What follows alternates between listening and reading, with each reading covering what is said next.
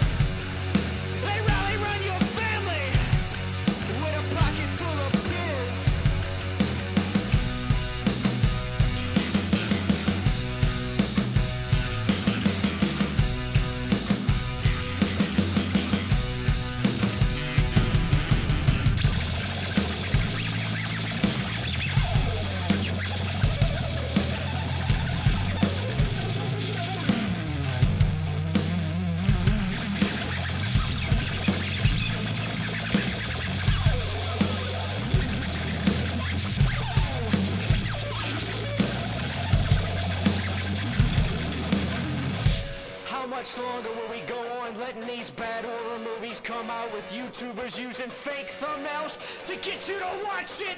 Everybody get up! Piss it now!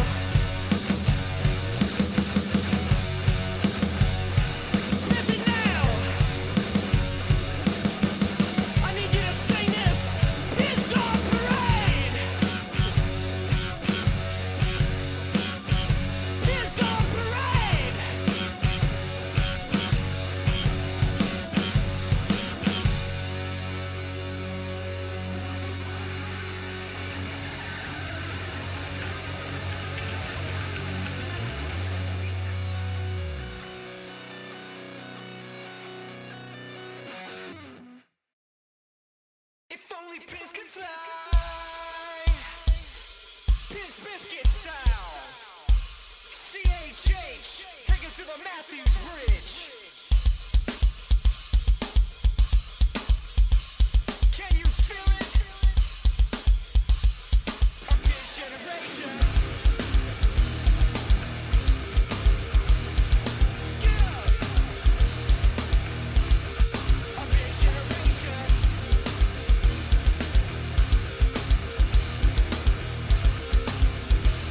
Are you ready? Do you know where you are?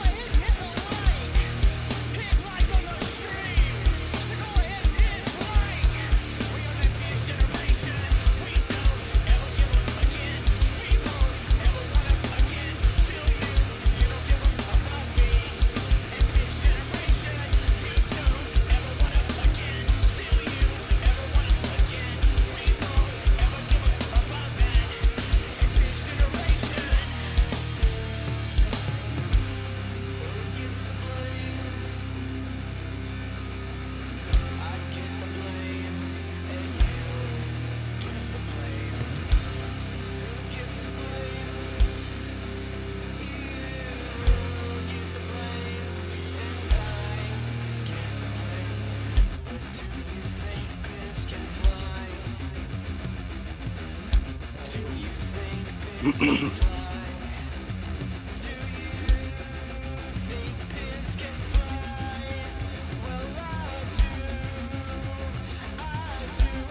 in the streets, get up!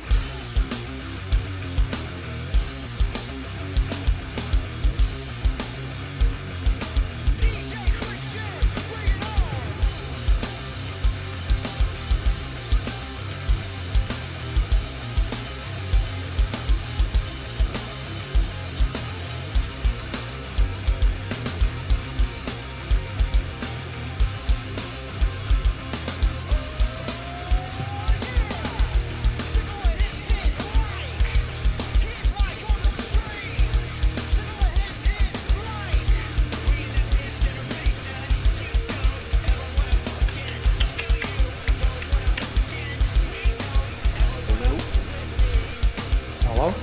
All right, we are live. Hello.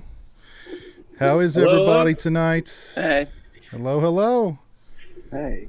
All right, what's going on, people? We have got we've got a crew here for our patron stream tonight, and we got a lot of topics to discuss tonight. Also, let me see who is. Let's see who's with us in the chat so far.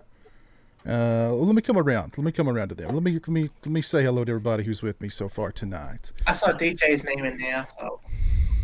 Yeah, DJ. Good old DJ. Joe Bob, what's up, man? Joe Bob Tar Heel. What's going on, man? How are you? Hey, how you doing, Piers? I'm doing good, man. Doing good. Thanks for. How you doing, Piers? I'm doing good. Thanks for hanging out, man. Hey, no problem. I've been reading a little bit of this lately. The Stanley Kubrick archives. Nice. The Stanley Kubrick archives. That sounds pretty interesting. $15. It's almost 350 pages. Oh, that definitely sounds interesting. Let's see who else is with me tonight here. We've got I got a couple days ago, so we've got the real steak sauce here. Steak sauce, what's up, man? Hey, buddies. How are we all tonight? How are you doing, sir? Just terrific. Awesome. We got Kevin here, all the way from the UK. Kevin, what's up, man? I'm doing good, just nice and early here, so hope you are all well. Doing good, man. Kevin? Hey. Well, what time is it over there? I see we got Mike here, too, who's also in the UK. What time is it over there? About 1 a.m. Okay. Well, glad to making night owls of you guys tonight. Cool. Get a night off work, so I'm happy. Oh, very cool. Very cool. What's up, Mike? How's things going in the UK for you, man? Yeah, not bad, Fish. Am I coming through nice and clear? Nice and clear. Yeah, good. Yeah, not bad, man. Oh, cool. Awesome. Al Suspiri is here. Al, what's up? How you doing, Piz? What's up, man? Man, I am doing good. Doing very, very good. Corey is here as well. Corey, what's up, man? Oh, not much. What's up, gentlemen? It's good to be with you guys again. Hope everyone's doing well. Doing good, man. What's up, Court? Have you managed to sober up since the other night? I did. I got to say thanks for hopping on with us. That was awesome of you. Yeah, that was fun, man. It was fun. Yeah. We got Nico here. Nico, what's up, man? Hello, gentlemen. How's it going? Nico! It's going good. How are you? Good. I'm under the weather, but there's no clouds in the sky, so I guess it's okay. It's good. It's good. Hopefully nothing too serious, though, right? Yeah, just a little, a little ragged out, but maybe it's post Saxon depression or something. I don't know. That's a possibility. Yeah. I hear you, Nico. I'm in the same boat, man. Yeah, that hurt. Sad. Yeah, it's terrible, man. Yeah, we're going to definitely talk about John Saxon here momentarily. But yeah, thank you guys for hanging out tonight. Thank you guys for being patrons. I appreciate it. Let's see who's in the chat with us tonight so far. We've got Malcolm Adderley. We got Gypsy Warrior, my buddy Dave Vanderhoff. Christian Hanna. Christian is here. Christian, hello. Chucky. CHH. Yeah, CHH. We actually had the debut of CHH's Piz on Parade tonight. which is quite a banger. Quite a banger. Chucky Fanatic 101 is here. Borderline Oceans 11 is here. Jay Kent, Marbsy, CJM753BC. Let's see who. Of course, DJ Donnelly is here. DJ, how are you doing? So yeah, let's talk about John Saxon. John Saxon passed away the other day. Just a legend. I mean, when you go back and you look at his body of work, I mean, especially the genre stuff that he did later on in his career is fantastic. From Enter the Dragon to Black Christmas to Nightmare on Elm Street, Nightmare on Elm Street 3. You know what I mean? I mean, the guy was prolific. I actually replied on Twitter to you, because I think on Facebook I mentioned like he not only did he appear in the greatest martial arts movie of all time, within 12 months he appeared in arguably the greatest horror film of all time. Yeah. In the space of 12 months, and Nightmare on Elm Street. Yeah. I mean, it's pretty. Can't argue with that. Yeah, well, and Tenebrae, I forgot he's in Tenebrae too. So I mean, he was, awesome. And Nightmare Beach. Of course. How could I forget Nightmare Beach? I mean, goodness gracious. And Cannibal Apocalypse, my friends. Yes, Cannibal Apocalypse. See, there's so much I'm forgetting about some of it. Is Cannibal Apocalypse a really gruesome? I've never heard of that film. Is that? It's not very like good. It's very good. It's Umberto Lenzi. It's not like Holocaust then. I would say it's part war, part horror. Oh, buddy. Yeah. He was in Beverly Hills Cop 3. Looking on here. We can forgive him for that. You know, everybody's got to eat. Yeah. Everybody's got to eat. So we'll forgive him for that. I'm on his Wikipedia page, and I'm like, I don't think you can work. I don't think you can work 60 years nonstop unless you're a pretty good guy. People think a lot of you. Yeah. Or you're a really bad guy and you step on everybody. I don't think that was the case here. I don't think that was the case with him. I saw there was a bunch of people who'd posted, they'd met him at conventions. I never had the opportunity to meet him at a convention, but apparently he was in pretty bad health for a while. And like he was having trouble at some conventions. And one lady was like, you don't have to stand up to take your picture with me. And he said, no. A gentleman stands up for a lady. So even though he was in pain, he still, he still got up. So, but yeah. Freddy's Dead, the final, Wes Craven's New Nightmare. Yeah, exactly. I mean, his TV books and stamps as hell. He was also in Cronenberg's Fast Company. Which Cronenberg film? Fast Company. One of his early films. Wow. I've not even seen Fast. I've not even seen that. I mean, he's in arguably the greatest martial arts movie ever made, arguably one of the greatest horror movies ever made. Nightmare on Elm Street, a seminal horror film, and arguably the first official giallo ever made by Bava, that Evil Eye. I mean, that's like, it's a full house. Yeah, I mean, and look at the people he worked with. Craven, Cronenberg, Argento, Bava. I mean, Bob Clark, of course. Yeah. I mean, geez, man. Yeah.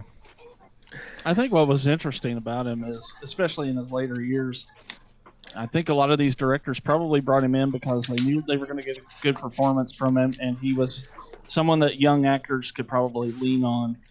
If they're new to the craft. So yeah, one of my favorite stories is Bob Clark when they hired him on to be in Black Christmas.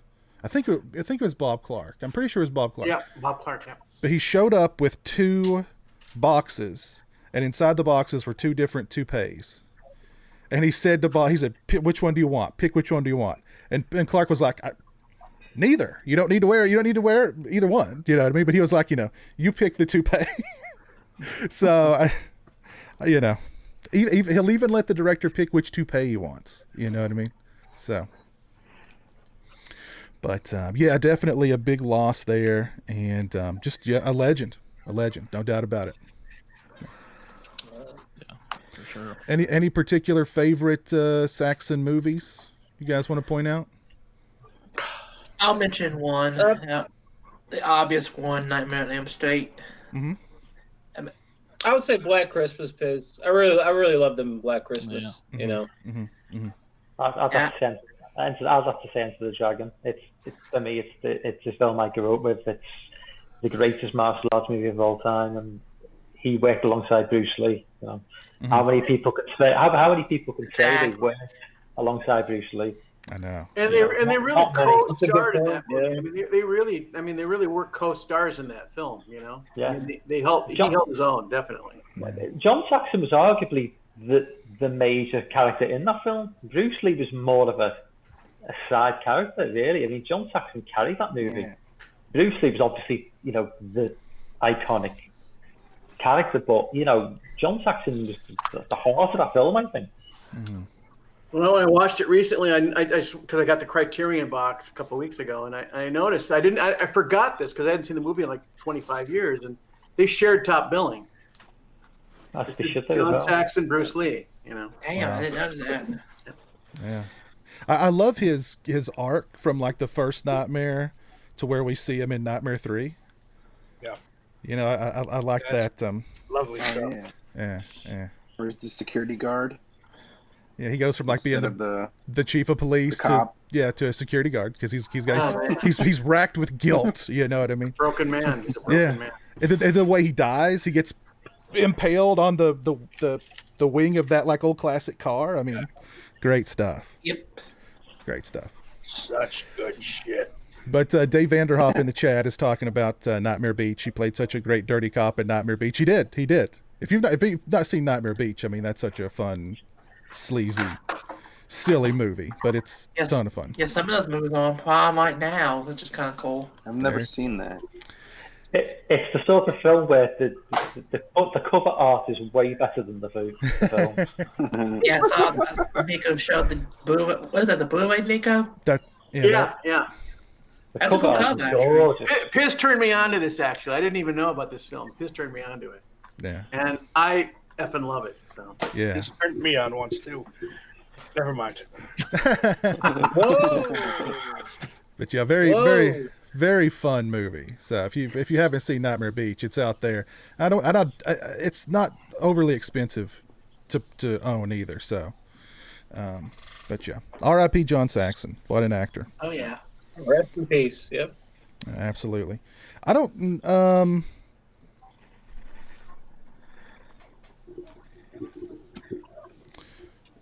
I'm sure you guys have probably all talked about the Friday the 13th box set to death.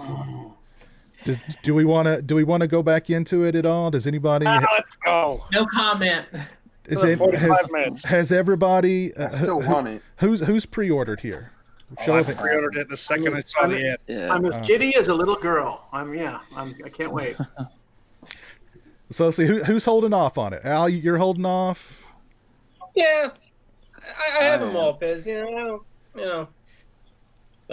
if there's any like extra special features or something, I'll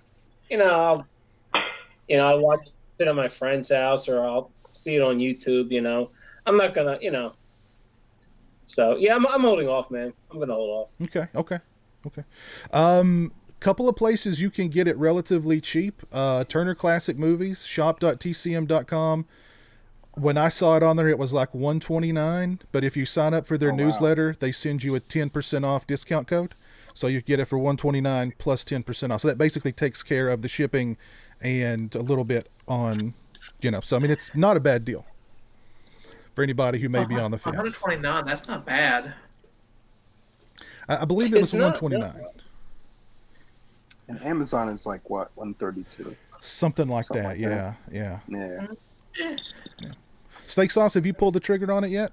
I pulled the trigger on that thing the second that I saw the article. Okay. I mean, I have the Ultimate Edition, the 8 Paramount movies, whatever that is, that set. But I don't have any of the new line ones, and I'm a sucker for special features. So Yeah, me too. Yeah. it was absolutely a no-brainer. Yeah. Well, and I think that the New Line ones are going to get a lot of new stuff. I mean, already they've announced a lot of new stuff for the New They Line need ones. to. So There's no reason that remake should be as bare bones feature-wise as it is, and has been since 2009. Yeah, agree. Totally agree. I know Marcus Nispel kind of disowned the movie, but I mean, there's been enough time passed. I mean, he can't sit down and talk about it, or And even if he doesn't want to, the cast can't talk about it. Yeah, I mean, I mean, listen, wasn't the best director for the project in my opinion, anyway. So I agree. I mean, I can get it, because I'm sure he got a lot of the backlash, but it wasn't a match. He shouldn't have been there. It's not his fault. I'm sure he did his best. The movie looks fine, but I mean, the common criticism of that movie is that it looks like Crystal Lake in Texas. Yeah, it was Crystal Lake in Texas, pretty much. Dave Vanderhoff, thank you. You ordered $90 worth of shirts from my TeePublic store. Thank you, sir. Oh, wow. Whoa! Your closet should be pretty stocked up with horror shirts, then, my friend. I've been trying to pull the trigger on one of them shirts, man. Those are some really cool designs. There's going to be another flash sale starting on Wednesday through Friday, 35% off everything. So wait until then. Yeah, wait until then. Yeah. Piz, I got a question for the chat. Sure. Did anyone actually like the remake of Nightmare on Elm Street? Like, seriously, like it? Hated it. Nope. Yeah, I walked out the theater. I walked in the first 15 minutes. I went to the concession stand and I went to the box office and I got my money back. And my friends were still in there. I walked out. I just, because they're not as big horror fans as me. Wow. And I just couldn't deal with it. I'm like, this is horrible. I'm not sitting through this, and it was the worst thing. I mean, just Of all the major remakes, that's the only one that I genuinely hated. Like, pretty much all of them are either okay or I actually kind of like, but that's the only one that I just. I mean, I won't go as far as to say I hate it, but it's not great. It has a couple good ideas. Anything that wasn't a new idea was horribly redone. I mean, you had a cast that didn't want to be there, and you could tell. Yeah. Jackie Earle Haley acted his ass off despite the awful CGI. God, that's what turned me off. The fact that Robert Englund wasn't in it. Jackie Earle Haley was in he was starting off in a bad position because, after so many years of Robert Englund, he was going to have a tough job selling it to fans. He did a goddamn good job. I mean, anyone that says he didn't is just fooling themselves. It's crazy. Sure, he's not Robert Englund, but the next job, the next job he's going to be LGBT, isn't he? Apparently. That's what Robert Englund wants. Apparently, he's not seen part 2. He was in it, but apparently he's not seen it because I mean, you've been there and done that. You know what I mean? But I'm kind of with Steak Sauce. I don't hate the Nightmare remake. It's not good. I'm definitely not going to revisit it anytime soon. I do think Jackie Earle Haley did the best with what he had. I like Rooney Mara. There's a couple of good ideas. I like the idea of like the sleep where you fall asleep for seconds and you don't even realize you're falling asleep, whatever that was called. Micro naps. And I loved the part. That's a great idea. I loved the part, and I wish they would have done this with Freddy in one of the original movies, where after he kills the one guy in jail, and he's like he's dead in the real world, but he's still alive in the dream sequence, and Freddy tells him, the brain can survive for 5 minutes after you die. That means I've got 5 minutes to play with you. I love that. I love that. She had played with him for a little bit. Correct me if I'm wrong. Was the original supposed to be about him being a child molester? Yeah, the guy who wrote the script wrote some really good stuff. He actually wrote the Cape Fear remake and a bunch of other good screenplays. Oh, I love that Cape Fear remake. And there's a big one of the big things because I read it. His script, one of the big things in it is, did he really molest them, or did they just make it up? Because in the original, it was a child killer. Yeah. Because of the whole controversy with was going on in California at the time. Yeah, they didn't go that far in this, and it was just he abused. No, he didn't even molest them. He just abused them. He just like what But the crux of it was, did he really do it or did they just make it up? And they don't remember. So most of the movie, you don't know, is Freddy the good guy here or is Freddy the bad guy? You know what I mean? That was lovely because that didn't make the movie, but they asked and answered the question in 3 minutes. In 3 minutes, exactly. Yeah. So definitely, it's like, no, I did them all. Yeah. So that was awful because that was part of what made that dude's screenplay so good was like you didn't know who's the bad guy here really and of course in the movie they answer it, they ask the question and answer it in about 3 minutes and that's it, so it's a waste. I'll say this, first time I saw that movie I think it was a Redbox rental shortly after it came out on DVD. And me and my friend had been partaking in certain things. So the end of the movie, when the mother walks by the mirror, and the clock comes through and pulls her in, that scared the shit out of us. Just like frightened to the point. My friend had a mirror in his room that we were very careful to never step in front of it. Got to either side of it, pulled it down, and left it face down for the rest of the night. That's funny. But I never found that scene to be scary at all. That was very effective for the combination of substances in my system at the time.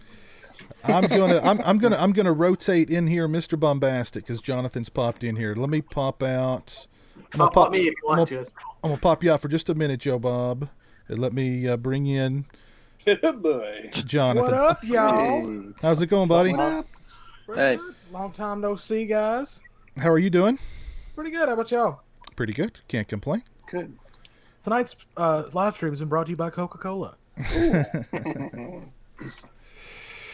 So what were we talking about? I don't remember. I don't remember the other night. Have you pre-ordered the Friday the 13th box set, Jonathan? Yes, reluctantly, I did. Okay, so you did. Okay, good. $132.99 was just way too cheap to pass it up.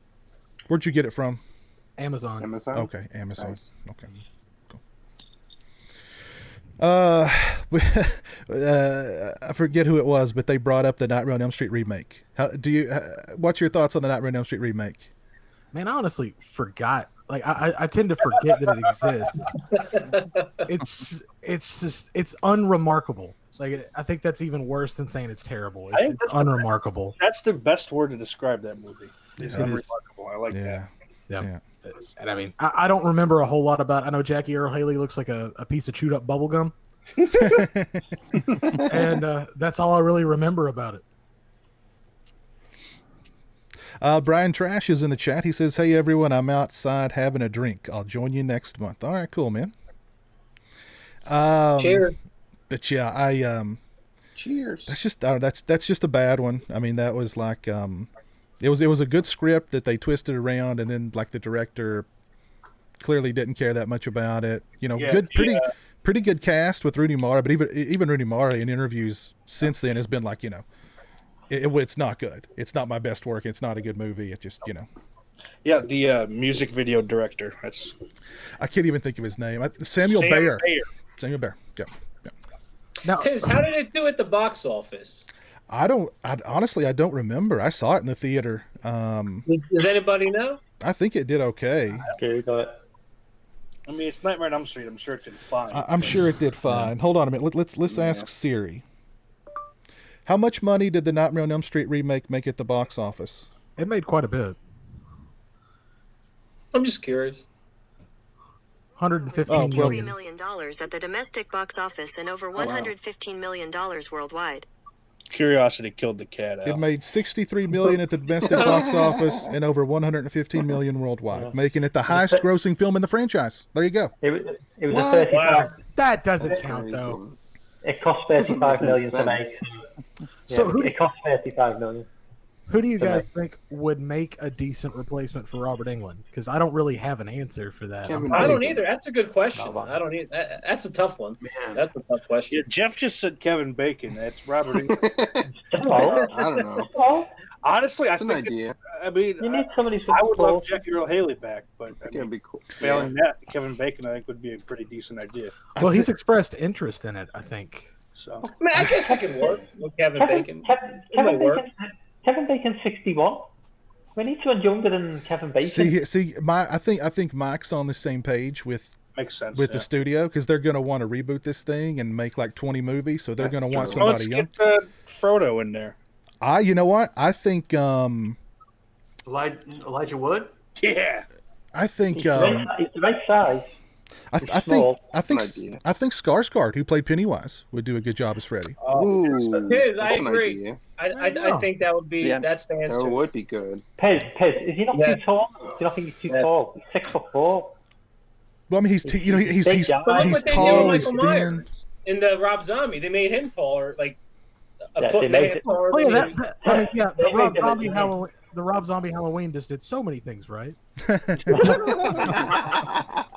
But I mean, if that's the one I hated the most. That's right. That's the remake I hated. I don't know. If that guy did take the role, though, I mean, he's done. His career is over outside of horror. Yeah. You know what I mean? Because he's already Pennywise, and he plays the weird, creepy guys and everything. If he plays Freddy, he's done. Horror is his career from now on. What about Alexander Skarsgård? We could take the brother. Maybe, I don't know. He's playing the devil guy in The Stand. Oh, really? Yeah. Whatever the devil's name was in The Stand, I can't think of it. Flagg? Randall Flagg, yes. He's playing Randall Flagg. I don't remember that. Yeah. Horror fandom, what's up? How are you doing? E-Boogie, what's up?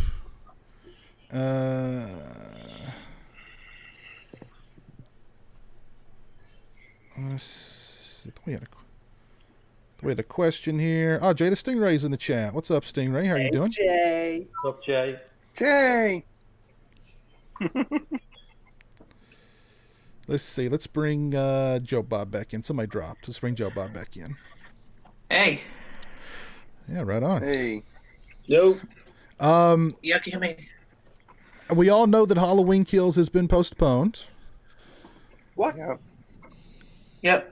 It was the right decision, dude. Spoilers are already online everywhere. My question is, how long before the whole movie leaks?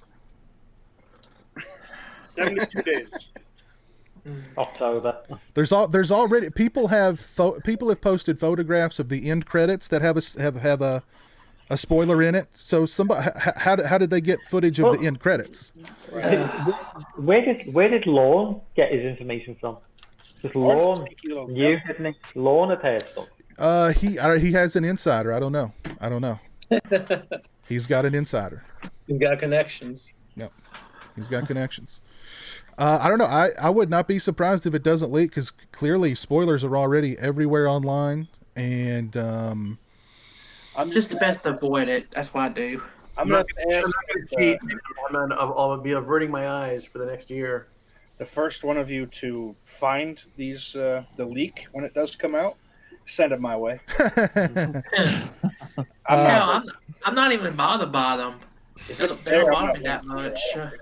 I'm still gonna watch it on the cinema. So I'm not gonna go out of my way to find spoilers, but I'm still gonna watch it, even if something is spoiled eventually. Yeah. T-Bob. If it was Harry Potter, yes, I would be pissed. Other than that, I don't give a shit. T-Bob79 on Twitch says, "Give it to Tom Waits. Slightly scary and hilarious." I could see Tom Waits be a good Freddy. I mean, Tom Waits was Heath Ledger's inspiration for the Joker, so I mean, you know, he could pull it off. That would be interesting. I forgot to ask you guys if you've seen any good movies lately. Kevin, have you seen any good movies lately, buddy? I've been watching some Chinese horror films, so they're more obscure ones like Seeding of the Ghost and Hex and Black Magic, but they wouldn't be very mainstream. They're very Euro trashy films from like the 70s and 80s. I love Eurotrash. I love a good dose of Eurotrash every now and again. So I know, did you pre-order your Friday the 13th set from Diabolic? Yeah, I ordered it from Diabolic. It was $140. So, it's the quickest shipping for me. It's not available on Amazon UK, is it? No. Okay. It's not available on Amazon UK, and if you order from Amazon America, there's a more chance of it going missing where Diabolic let you track, so it's easier just to pay the extra $10 so that you're able to track it. Yeah. Well, I'm just happy the films are in single discs. I don't like double up films on one disc. I hate that. I absolutely agree. I absolutely the worst agree. thing on the planet. It's worse than genocide. But I know, Kevin, you recently watched Death Hunt with the great Charles Bronson and Lee Marvin. Yep. That was a great recommendation. Great movie. Yeah. Great movie. Two great commentaries on it as well. If you've not seen Point Blank with Lee Marvin, I highly recommend that too. Highly recommend. Oh no, I have Point Blank. Okay, good. Blank. It's got a good commentary with Steven Soderbergh on it as well. Cool. I'll have to check that out. I've actually got it. I've just not opened it up yet. But cool. That's a cool. Yeah. I forgot how funny that movie was too. Yeah. There's a lot of really great dark humor in it. Yeah. I was really blown away by that movie. Shout out to Eric Freeman wherever he is for recommending that one. Good Lord. He's 2 for 2. Eric Freeman's 2 for 2. Jack Carter as well. Yeah. I think the next one he wants to do is also really good. So he's got good taste in movies. There's no doubt about that. Yeah, I can just tell he's a really nice guy. He is. Yeah, Eric's really nice. He is. Jamie's in the chat. Jamie, how are you doing? Jamie. DJ Donnelly says Jamie. Matthew Lillard as Freddy. Matthew Lillard could do Freddy. I think. Oh God. I never even thought of that. It's not a bad idea. Devin Lott mentions. Now, Nancy. Devin Lott mentions the Terrifier 2 trailer. I've not seen it. Anybody seen the Terrifier 2 trailer? Yeah. It looks just as cheap as the first one. Not a Terrifier fan at all. Hate that movie. No. It looks like an awful Killjoy ripoff. Have you guys? That's a horror movie that should have never been made. Should be an awful. Never should have been made. I'll mention one movie I did see for the first time today. Sure. You ever seen the movie? Heard of the movie Explorers from Joe Dante's film from '85? What's it called? Explorers. No. It's River Phoenix and Ethan Hawke built like a spaceship or something. No, I've never seen it. It's on Amazon Prime. Explorers. Yeah. Explorers. Explorers. I know of it. I've not seen it though. No. It's interesting. Mid '80s, isn't it? 85. Yeah. I'll jump in about. Has anybody seen The Rental? I know you've seen it, Piz. I watched it last night. You did the review, right? Yeah. So I watched it last night. Immediately went on YouTube to get the reviews. Stuck and hated it. Christian, I don't know if Christian's in the chat. He loved it, and then I saw your review, Piz, and I was kind of on board with you. It was decent, but the ending was just. I think we've got used to sort of smart endings in horror films, and this was just like, I was just a guy. That was it. It was just a guy. Yeah. I was like, oh right. It's not bad, but it's not great. You know, it just. Yeah, it's just Christian raved about it, and Drum Dums as well, who I follow on YouTube. He said it was his film of the year, and I was like, really? I mean, Stuckman was probably overly critical, but. You know, I think you were on the money with your review because it was you kind of like about 3 out of 5, and I felt the same really. Yeah, it did have flaws. It was. Yeah. It I don't know. It was okay. It wasn't great. It didn't break any new ground. It dabbles in all these different, horror formulas and contrivances, but without. For me, it's like a common thing about new horror films now. It's like. Every character was just utterly unlikable. Just didn't care about the characters. Nothing, no redeeming qualities whatsoever about them. No. There was not the only character that was even remotely likable was the one brother who's kind of like, the loser guy. But even him, I mean, there's just nothing really to grasp onto. Everybody else in the movie is just kind of a jerk. Yeah. So I mean, by the time it gets to where they're in trouble, you're just like, well, I don't care, kill them. I don't care. Yeah. I think if maybe if you're a paranoid person by nature, that may get your it may get your anxiety up. That is somebody watching me? You know what I mean? Because I mean, literally, I mean, once you walk out your door, cameras are on you wherever you live, pretty much. So I mean, I can see if somebody's very paranoid by nature, that movie really kind of getting under their skin. But I don't know, it's a perfectly fine, entertaining time waster, but nothing more. I want to see a movie about a paranoid exhibitionist. That would be quite the dynamic. I like that. It's very Mitch Hedberg of you. It is, yeah. Oh, geez, Mitch Hedberg, R.I.P. I just watched Cat and Nine Tails. Okay. I've never seen it before, and Phenomena I just saw recently too. That's pretty good. That surprised me. Deep dive. Argento, yeah. Yeah, Dario Argento. Yeah, good stuff. What'd you think of Cat and Nine Tails? Yeah, I like him. It was all right. It wasn't like it was kind of long actually for me, but it was all right. I wasn't like thrilled with it, but yeah. It's on the lower end of the Argento heyday movies for me, but it's still it's worlds better than anything he's done in the past 10 years. At least, yeah. So, but Phenomena though. I did watch Suspiria again for like the 4th or 5th time. I can't get into that movie. I can't get into it. What? Suspiria? Not Suspiria. I'm sorry, not Suspiria. Inferno. Inferno. I'm sorry. Inferno. Not Suspiria. Okay. Inferno. I don't know. I just can't get into that movie as much as I try.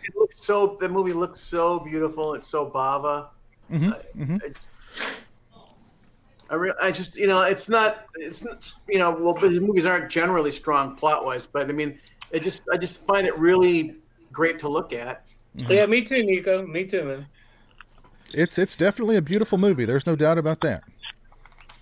But it's no Suspiria. Let's be clear. It's no Suspiria. You know what I mean? But it's still, it's up there. Yeah. I like Deep Red too. Deep Red is one of my Deep Red is one of my favorites of his. I think that was actually either the first or second Argento movie I saw. So that I think it was the first actually. So that one kind of set the expectations for like what an Argento movie was. Corey, have you seen any good movies lately? Movie wise, not really. I've been watching some. I'm a big true crime fan, so I've been hacking through the new unsolved mystery stuff as I have time. And then I don't know if anyone has access to that Epix channel. They just started a new series on. It's called Helter Skelter: An American Myth, about the Manson murders, and it's pretty interesting. The first episode that was I've heard a promo about it. Yeah, it's pretty good. Cool. The only new Unsolved Mysteries episode I've not seen is still the one that's dubbed. I've not seen that one yet, or not dubbed, but subtitled. French, right? Yeah, that's the only one I've not seen yet. French. I care about mysteries just only when they're in English. I'm right there with you, Piz. I don't care about these French problems. I don't even know how people go missing in France. It's not that big. It doesn't bother me. I would speak all kinds of languages in the future. It seems like every time I turn around, there's a new update on one of the mysteries from the last season. Like the one fella who disappeared and was probably killed by the racist guys. They've exhumed his body for another autopsy. Yep. The guy who fell through that roof. There's like every time I turn around, there's something new about him. So now they're believing that he may have been thrown from a helicopter. Shit. Wow. That must be so fun. That was the last thing I heard. Is that they're exploring the idea that he could have been thrown out of a helicopter. That's like some Scarface stuff. It's crazy. Yeah, it's crazy. Yo, that was that 13 minutes or whatever it was, the second episode where the lady goes missing and there's a small window of time. Yeah, I think everybody solved that one. Her old man had her killed, man. I mean, there's no way. That's what people think. Yeah, him and Carol Baskins are starting a new tiger sanctuary together. Oh God. Oh Lord. In memory of their fallen partners. I'll say this though: the son might have done that one. I mean, she named him Pistol, for Christ's sakes.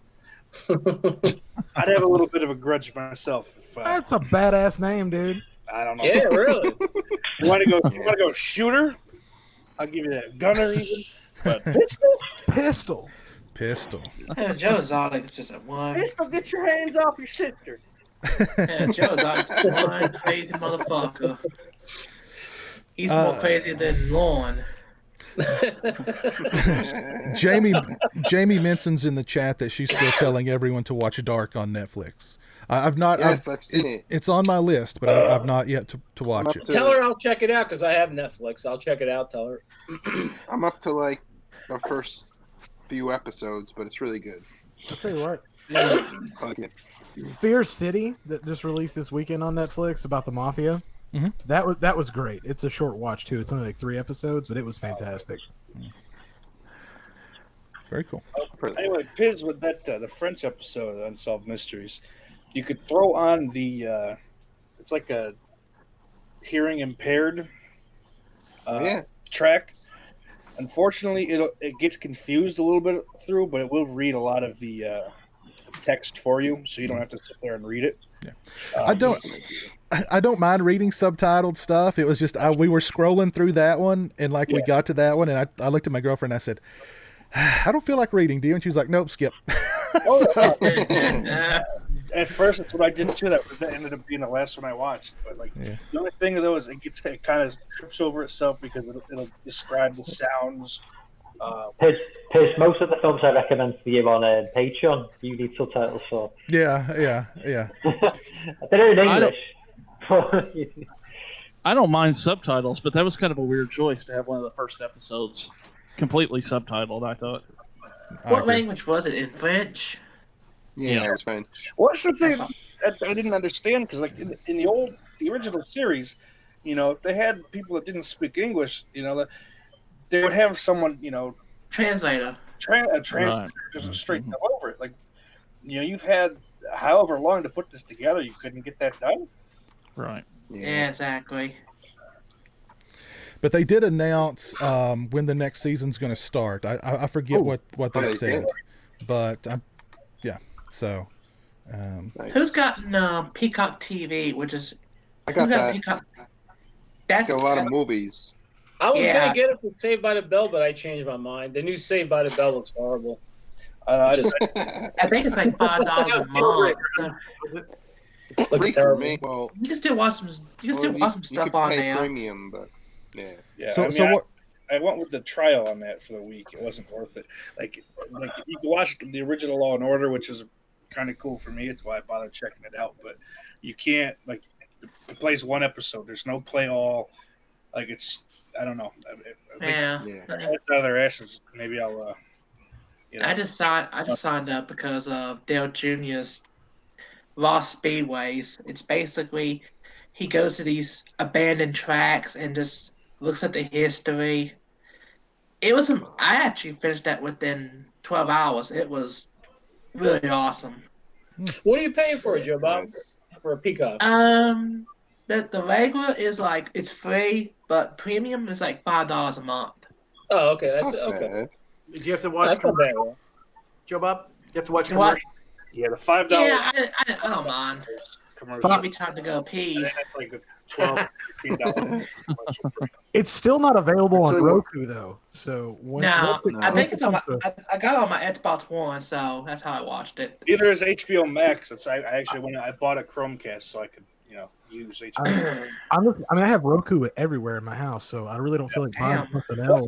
I have a Roku TV. It pissed me off too, but it's so convenient. Yeah. I'm going to watch my Nightmare on Elm Street movies streaming over and over. So. And that's nice. The Peacock is NBC stuff, right? Is it NBC stuff and Universal movies? NBC Universal, yeah. Okay. I mean, if you get the premium edition, right, it's like $5 a month. You can watch everything with commercials, which is not a problem. If the short commercials ad free, it's like 10.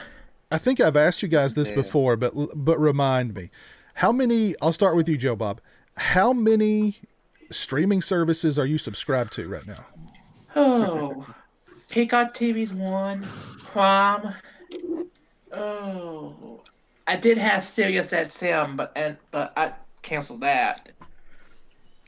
Oh, I used to have Netflix. I'm definitely gonna get that again. God, I'm trying to think. Oh, shit.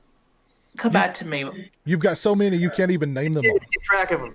I had so many in the past. I had Netflix. What about you, Al? How many streaming services are you subscribed to right now? Right now, Piz, aside from the basic cable, with a couple like channels at it in my room, I got Netflix, which I pay $15.99 for. And the only reason I got Netflix, is because YouTube dropped Cobra Kai, so now they're moving it over to Netflix, and I love the show, so that's why I got it. And I got YouTube Premium because I hate ads, so if I'm listening to music, I work overnight, I'm an armed security guard, so a lot of times, if I'm sitting there in my office, I could just watch movies. There's hundreds of free horror movies on YouTube Premium, 70s, 80s. A lot of movies I recommended to you. It's all in there. So just Netflix and YouTube Premium. That's it. And the basic cable with some stuff added, like some sports stuff. That's it. Okay. Okay, I got two more. I forgot I had. Okay. Tubi and Spotify. Okay. Yo, Steak Sauce, you still got that Pornhub Premium rocking? Or? It's been free all summer. Have you seen Orc in one of those videos, Steak? Oh, thank God. What about you, Jonathan? How many streaming services you subscribe to? Man, I got Shudder, Amazon Prime, Hulu, YouTube Premium. So I do pay for that. So YouTube bumped me up in that algorithm because I'm a paying customer. And I still have Netflix because I was sharing my password with my boss and I canceled it. And he called me. He was like, "What the hell? You're fired." and I was like, "I canceled it. I wasn't really a whole lot on there." He's like, "Well, I still like it. Just put my credit card information down and we'll both use it." Oh shit! So I went ahead and so I have it by default. So. Jeez. Let's see. Jamie in the chat says she has Netflix, Prime, Shudder, Hulu, and HBO Max. I have all that. Nice. I like everything you mentioned, basically. I'm really happy I got it. I will have HBO Max when the Snyder Cut comes out. So at least for that moment. I tweeted Christian a couple of weeks ago about this, and I made a point to say, like, how many music streaming services do you have? I've got one. I'm pretty sure everybody's got one. You'd never pay for 3 or 4 music streaming services, but we with films that we're going to pay for 3 or 4. You'd never have Spotify and Apple Music and Deezer because they supply everything in one. But for films, you've got to pay through the nose for all these different streaming services. It's just absolutely ridiculous. Mm-hmm. Can somebody tell me what the hell YouTube Premium is? Because I have YouTube TV and I have YouTube, but what's so if I want to watch Piz review a film without 3 commercial interruptions, I have to get YouTube Premium? Or Nico, I'll explain it to you, Nico. I'll explain it to you. Basically, that's exactly correct. There's no ads. So and there's some stuff like shows you can watch for free and some other benefits. It's like it's I mean, is it worth YouTube without commercials interrupting you? Yeah. Okay. So I have pretty much. I mean, with some other perks. I have it. Basically for the no commercials deal, because I watch YouTube probably more than anything. I just waste a bunch of time on YouTube. But yeah, same here. you also get same YouTube. here. You also get YouTube Music, so it filled in that music subscription service for me as well. So yeah, same here, it's, man. It's not bad for $10.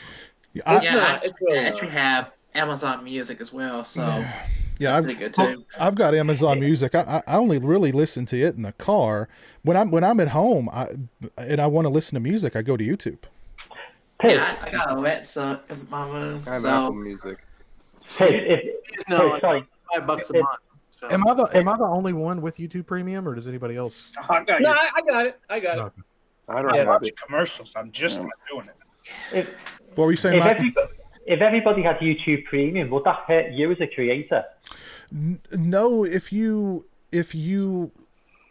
when they break it down in like your analytics, it'll show like you earned this much from ads and you earned this much from YouTube Premium people. So you still get credit for it. E Boogie says he is also a security guard and he just sits at his desk and watches YouTube movies. Tell him to join the club. Join the club, man. Oh, that makes 3 of us. Oh wow! But Al, you're an armed guard in Philly. That's got to be a little dangerous at times. Not where I'm at. No, I'm at a auto parts warehouse. So it's nothing happens, man. It's a cakewalk. It's nothing like crossbow. You know. That's good. Yeah, that's. I Good. got my own office. I got to write a log every hour. It's a snooze job, man. Well, Killer Cutie, what's up? How are you doing over on Twitch? What's name? So yeah, what has anybody else seen any good movies they want to mention? I just saw We Swim in the Darkness about a week and a half ago. I thought it was a hoot. I didn't think it was a classic, but I really enjoyed it. Enjoyed the hell out of it. Yeah, I watched it with a buddy of mine one of the last days I was in Buffalo at the end of June. We were fucking screaming the whole time. Sorry, language. It's all right. I mean, it was just screaming the whole time because immediately everything's turned on its head. Like, what? And I mean, those gals are nice to look at too. So yeah, it's kind of the thing I liked about it is like you really don't even know who the protagonist is until about halfway into the movie. Really, you don't know right away, so you're kind of guessing. Because I had no idea that she was going to end up being sort of the I'm not going to say who. Yeah, let's see. Yeah. Right over there. But if I could run through my subscriptions real quick. Oh, please. Pornhub. Thanks to the government, I went ahead and grabbed a 1-year sub. Netflix, Hulu, Prime, Disney Plus, YouTube Premium, the old Wrestling Network, Shudder, ESPN. I do have Apple Music and Spotify, and YouTube Music by default because it comes with YouTube Premium. HBO Max. I think that's it. I don't think so. You're missing one, aren't you? I think it's a certain adult. Oh no, I led off with that one. Ah. Hey, Steak Sauce, does that Wrestling Network have any NWA 80s Ric Flair Four Horsemen era stuff in it? WWE owns that entire library pretty much, so yeah, it's all there. All the old except AEW. AEW's new. I'm talking back to all Ric Flair shit. Yeah. All like the TBS wrestling, late 80s, early 90s stuff. Tony Schiavone, baby. What happened where? I love that podcast. He's hilarious. Hey guys, I gotta hop off here in a second, but I wanted to ask you guys something real quick. Did anybody the trailer for the Chucky TV series? Anybody check that out? I saw that. I'm not seeing it now. That was. I haven't even seen it. I didn't even know it was out. Yeah, it's more of a teaser. It's very brief, but it's for the Chucky TV series. I've seen nothing on YouTube about it. So. It's on YouTube. Yeah. It's on YouTube. And that looks interesting. Coming to Sci-Fi and USA Network. Sci-Fi and USA, yeah. 2021, baby. And it is, and Brad Dourif is doing the voice of Chucky. That's been confirmed. That's good. So, yeah. Well, I mean, give it a shot, but it's got to be better than that remake. I'm the only person in the world who actually likes. I don't think it's got a shot in hell to be better than that remake. What'd you say, Nico? I'm the only guy in the world who actually likes Cult of Chucky, I guess. So. Cult's okay. Cuss is good. I was surprised with that. The only Child's Play movie that I hated was Seed of Chucky. Unfucking watchable. I saw Seed of Chucky. I don't remember a whole lot about it, to be honest. It's awful. Unfortunately, I've seen it a whole bunch of times because my sister loves it. Incidentally, with the whole Glenn Glenda thing, it'd be extremely topical today. Yeah. It would, yeah. But they wouldn't handle it with the care that they needed, even. Yeah, that's what turned me off, man. So everyone would get canceled, the whole thing. They wouldn't use the correct word. They just came up with an hour. Sorry, see ya. Who wants to see Chucky masturbate? Not me. Why not? Why not? If you subscribe to Pornhub Premium.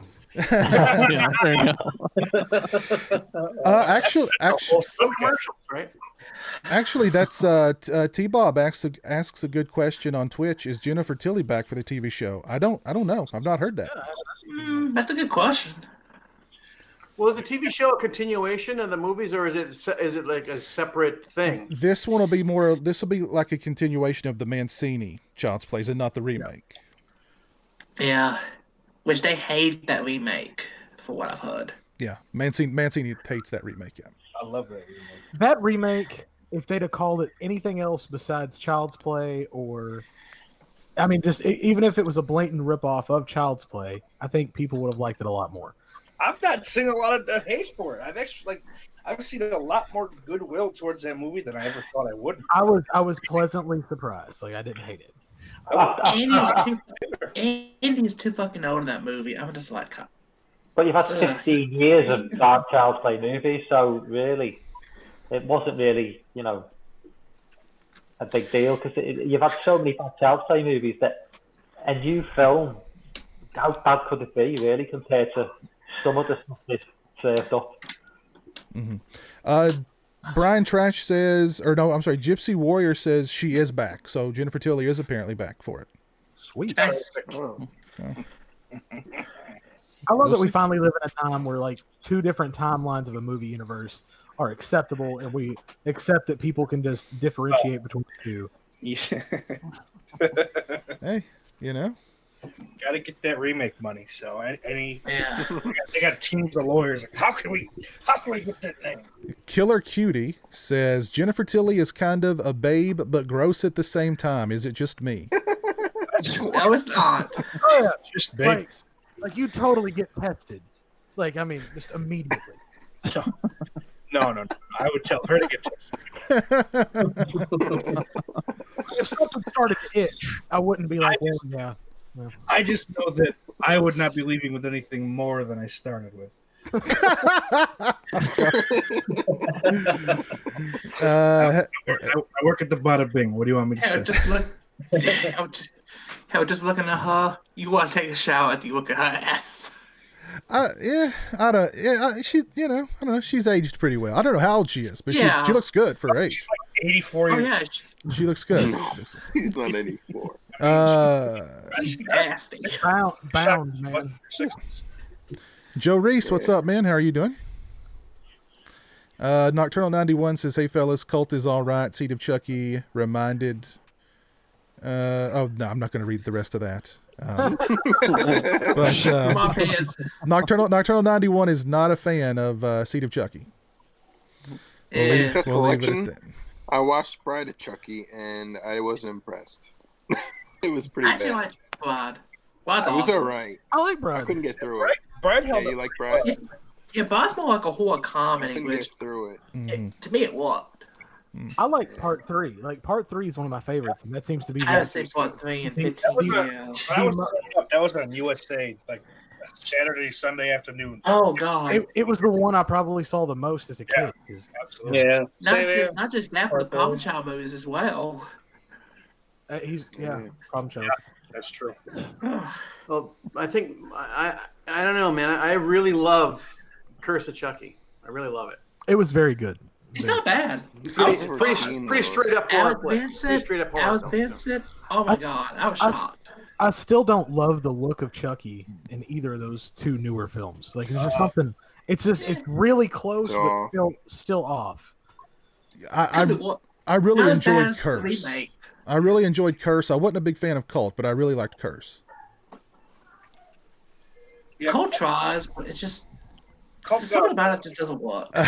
T-Bob79 says, I'd go full Gina Gershon for Gina Tilly. Yes! I'll say, I mean, as far as Cult goes, it got a little too much back in the direction of Mancini's fancy little, whatever he wants to do with the series now. It was kind of a bummer after, how good and how dark Cult or Curse was. I do like John Ritter in Bride of Chucky, though. Oh, yeah. Oh, God. His death's awesome. Yeah, he was good at it. Well, we mentioned, of course, the Friday the 13th box set that's coming out later this year. Are there any other upcoming Blu-ray releases you guys are looking forward to? Because there's been a lot announced here recently. I was going to ask you a question, Piz, about the Gates of Hell, which I keep going on Amazon trying to find. The Scorpion releasing? Yeah. Gates of Hell?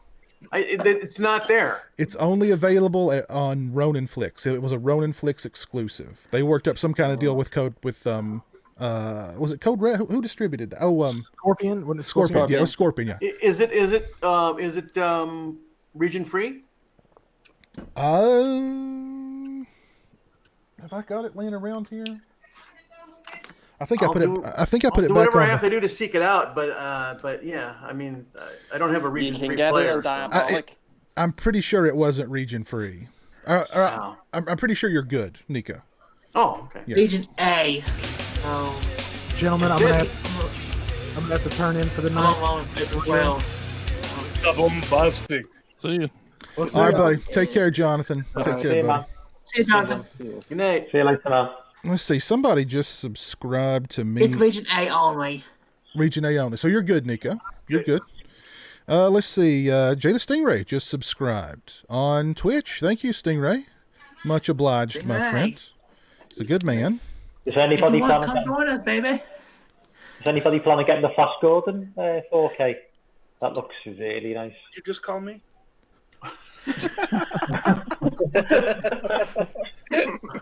I'll ask something. What was found out about the Back to the Future 4K boot. Back to the Future's getting a 4K release, the trilogy. Is it really? What did you ask, Mike? I'm sorry, I couldn't quite make it. Flash Gordon. Oh, Flash Gordon, the Arrow. Flash Gordon. Yeah. Mm-hmm. Looks really good. Love that movie. It's the Dawn of the Dead for me. Yeah, holding out for that. Oh yeah. Yep, I've got that one pre-ordered from Diabolic. Pre-ordered that one from Diabolic. So looking forward to seeing that. What are they asking for that one? It ain't cheap. I want to say that one was. Gosh, how much was that one? There's some website. It's not Diabolic, but they got it for $99.99. So. I want to say that's how much it was over on Diabolic. Yeah. Oh, okay. What is that? Let me see if. Oh, the Stingray! Yo. What's up, guys? What's up, Stingray? How's it going? Yeah, what's up, man? How are you? Doing well. I just realized you were having the stream tonight. I was going to see if I could jump on here since a few folks left. Yeah, right on. Let's see. I'm checking to see if Diabolic still has the Dawn of the Dead, the big Blu-ray release. It's coming out later this year. I think I don't even see it here listed on their website anymore. Probably got scarfed up. It probably did, yeah. Sold out. Piz, I wanted to mention those two new Vestron titles and like the awesome price point those were coming in at. Oh yeah, it's $100. $100, okay.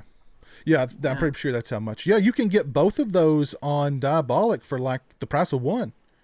Yeah. So I mean, that's a pretty good deal. And even if Hope that's a new precedent they're going to set. Well, yeah, I mean, that would be cool. Because, I mean, both of those releases are pretty, from my understanding, pretty loaded with with extras. So, I mean. What I hear. And even if you just want to buy one of them, I think they're like $12 each on Amazon. Something like that. So, I mean, that's crazy for a Vestron release. Because usually those things are $35. Yeah, they've got Shivers coming out in a couple months. Yeah. I think that one's relatively cheap, too. Yeah. I just got, a couple weeks ago, I got the Massive Overdrive Blu-ray. Nice. A couple weeks ago. I have it on Vestron. PSL recommendation. Really good. Really good. Yeah, that's a good release.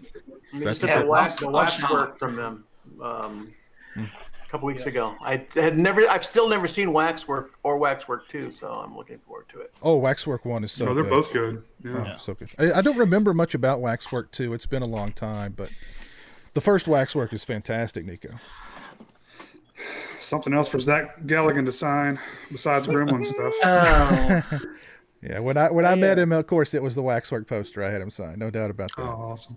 Yeah. That Waxwork is one of those VHS covers that always stuck out going to the video store back in the day. No doubt about it. No doubt about it, yeah. Any other Blu-ray releases you guys are looking forward to? What about you, Kevin? Just Dawn of the Dead for me, other than Friday the 13th. Okay. Anybody else? What about you, Stingray? Any Blu-ray releases you're looking forward to this year? Yeah, I was trying to remember. Besides Shivers, there was one more. I'm gonna have to look it up though. What's the other Vestron one? Little Monsters. Yeah. Little Monsters. Oh God. I loved that movie as a kid. So did I. Blue Underground they're both putting out 4K of Daughters of Darkness. Yeah. They're dropping 4Ks of New York Ripper and House by the Cemetery too. That's cool. I have it on Blu-ray. This House by the Cemetery. Just got it. It's good. Yeah. Now you got to buy it again. Got to buy it again. No. You got to buy it again, Jeff. New York Ripper. I'm not buying New York Ripper again. No. Yeah, speaking of buying, barely survived the first time. Speaking of buying again, they just announced the 4K release of the Back to the Future trilogy. Are you gonna be all over that? Yep, I heard about that. Yep. Yeah. 40th anniversary of Motel Hill. I have it on Blu-ray, so I'm set. Yeah. I got it on DVD actually just last month. Yeah. So yeah, Stingray mentioned. I'm right up there with you guys. Stingray mentioned the Motel Hell one. I think Tourist Trap's getting a new release too. Oh, that's cool. Yeah, I think Motel Hell. I think Tourist Trap's getting like a big release through Full Moon, like it's coming in like a big. Love Tourist Trap. Yeah, so that'll be cool. Yeah, Motel Hell, a good Blitzkid song. I wanted to get Mutilator, but I've seen it so many times. So. It's a really good. That's a great. The Arrow release is great. What, Arrow? Great release. Great release. Yeah. I mean, I've another subscription I forgot is the Full Moon Features, their streaming service. I grabbed a year, and when you grab a year, they send you 12 awful Blu-rays. They're Puppet Master related. So I guess it's like 8 awful ones, and four of varying quality. I sent me a Blade mask too, so that's cool. Oh, that's kind of cool. But I mean, over the last month and a half, I've greatly increased the size of my collection. Picked up the Kids in the Hall series set. Nice. A friend of the family died, so I got to pick through his stuff, and so I got the Back to the Future set, the new Godzilla. Different stuff, and I grabbed like Pet Cemetery 2 off of from Scream Factory. Oh yeah. I've been like that movie. Yeah, it's a great sequel. I'm not a fan of the original Pet Cemetery. I don't know if it's that's probably in my top 20 or so horror movies for sure. What is the release date on the Little Monsters and Shivers? It's pretty soon, isn't it? Part of the fall. I wanted to say September sometime, but I'm not totally sure. It's going to be pretty soon, Aaron. September 15th. September. I picked up this baby too. I love that. That's a good. Yeah, that's a good movie. It's a fantastic movie. I was talking with Lauren last week. It's probably my second favorite horror movie of all time, just behind Return of the Living Dead. The features that they threw on there for the Blu-ray were, above and beyond. I mean, top of the fact that the DVD had a lot of great extras too. So I could watch Tom Atkins read a breakfast menu. Oh God, yeah, he's awesome. I could watch Tom Atkins do anything. I mean, he's the man. He's literally anything. Something I was just watching with him. Maniac Cop. He's good. He's great. Yep, that's a good one. He's good in that. Yeah. It's the same age as John. Is it probably must be getting on for the same age as John Saxon? Tom Atkins. Yeah. He's getting on 84, 85. He's that's Well, just hope. let's not talk about it. That's just hope. Let's not tempt fate. Yeah, let's not tempt fate here. Let's not tempt fate. There's Olivia de Havilland, who's like one of the very last in the Golden Age. She's 104, obviously. Yeah. Wow. Yeah. I don't. After you turn 100, I don't cry anymore. And you just rest in peace. Listen, death fears Tom Atkins. Okay, death wants nothing to do with that stash. Let's see. Joe Reese says, "Hey Pizzow, with that new Jason 7 figure coming out, does that mean the lawsuit is settled and a new film could be made?" Nope. No. They've apparently given them the okay to start producing new figures. So I mean, I'm sure. Although I heard that Part 7 figure is not coming out till like December, so we're going to be waiting for it for a while. It'd be a good Christmas present.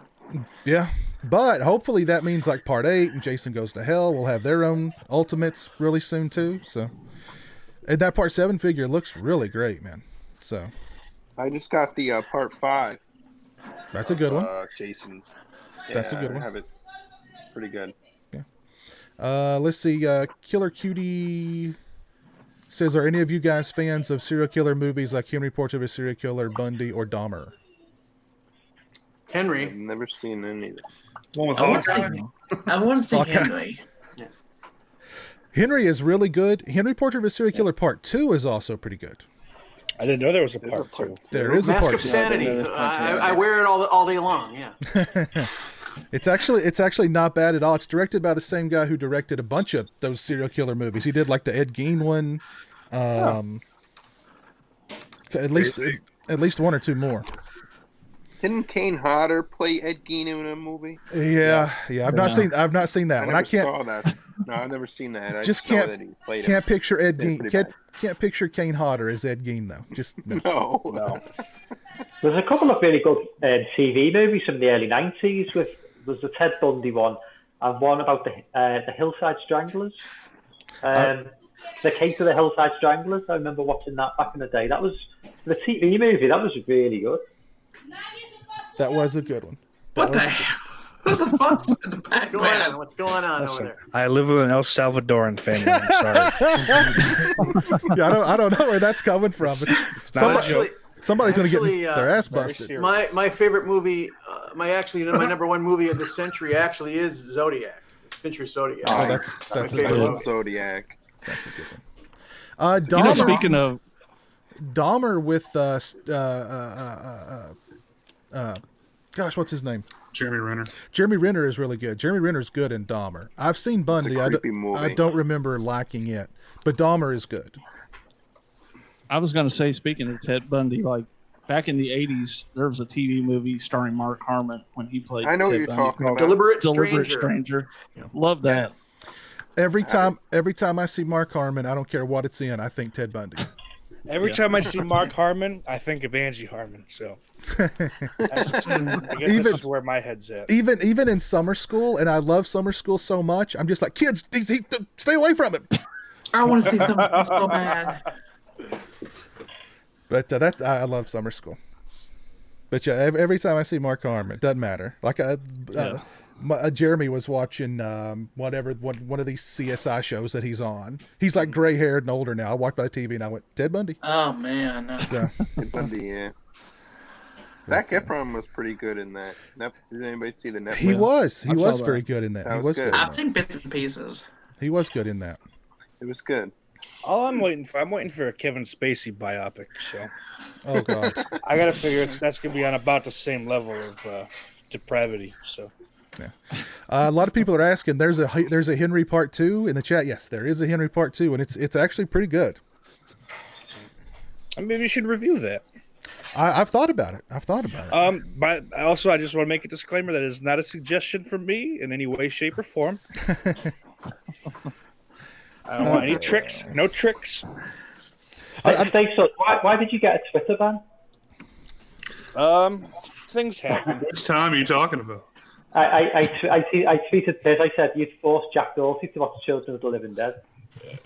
So, I mean, the initial time I told the story on here before. I think what happened was I wished COVID on somebody, and I didn't know you couldn't do that.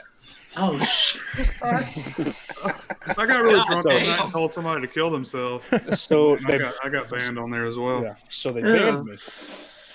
And then I kept making new profiles with the same IP. I didn't, make any efforts to change that.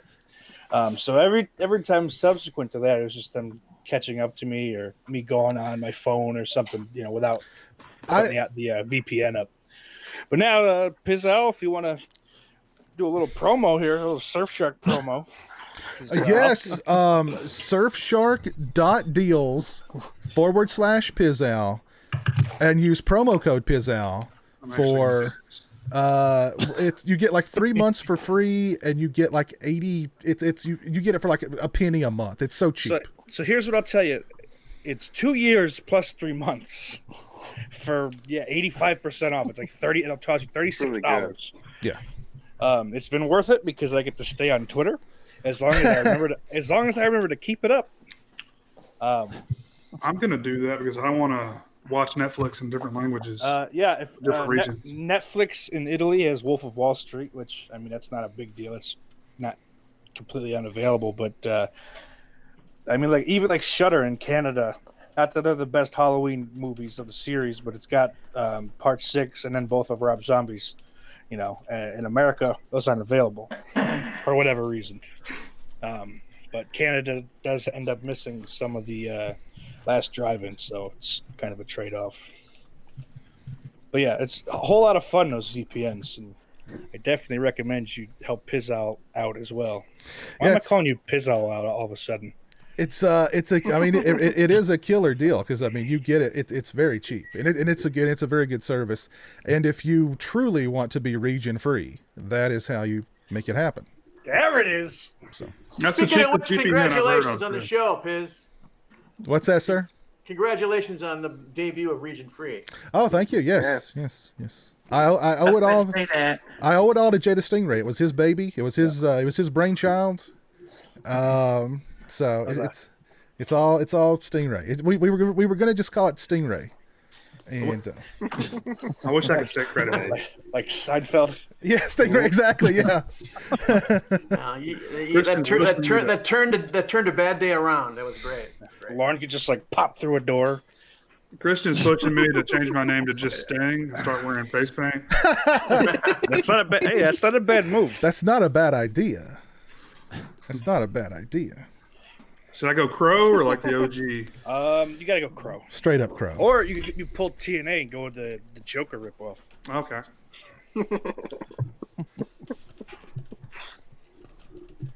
I've noticed that Lorne is live streaming in direct competition with your stream tonight. Well, I didn't know he was going to be streaming tonight when I scheduled this, and he was like, "Hey, I'm not going to be able to show up," and I was like, "Well, screw you then." And he said, "Well, I'm doing my own stream," and I said, "Well, screw you then." So. He's jacking up to somebody, I don't know.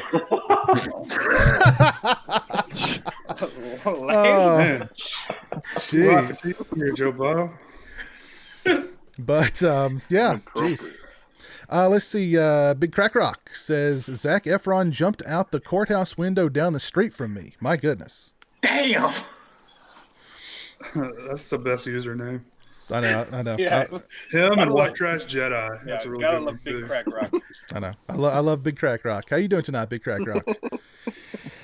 Gabe K. Oakla's in the chat tonight. What's up, Gabe? How are you doing, sir? Hope you're doing well. Evil Abe's Meat Hole Manor. That's a great name. That is a great name. Wow. Wow. Anything with meat hole is terrific. I'm blown away by these names. Gibbs is in the chat. Retro Kank. How you doing, Retro Kank? Oops. Hope you're doing well. Observations. Scary Jerry says, "Hey yo." Hey yo. But yeah, let's see. Stingray, have I asked you about the Friday the 13th box set? Have you pre-ordered that sucker yet? You do ask me about it on Region Free Show. I haven't yet. You've not still pulled on the fence. Okay. Maybe if we get another round of stimulus checks, I'll pick it up. Hey, you mean when? When? Yes, when. Trump 2020. Liz, when are you gonna have permission to announce what your contribution is to the box set? I don't know. I've not been given the okay yet. So I'm gonna tweet at him. Not been given the okay yet. On your behalf.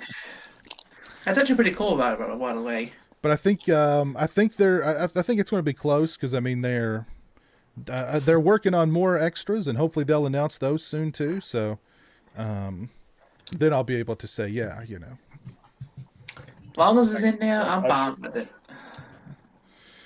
Get to see my buddy in HD. Big Crack Rock says, "I'm burning alive. My AC went out." Oh, geez, that's no good. Oh my god! Oh, God. I thought you meant someone had a lighter. I was thinking the same thing. Smoking him. Not good. That's not good.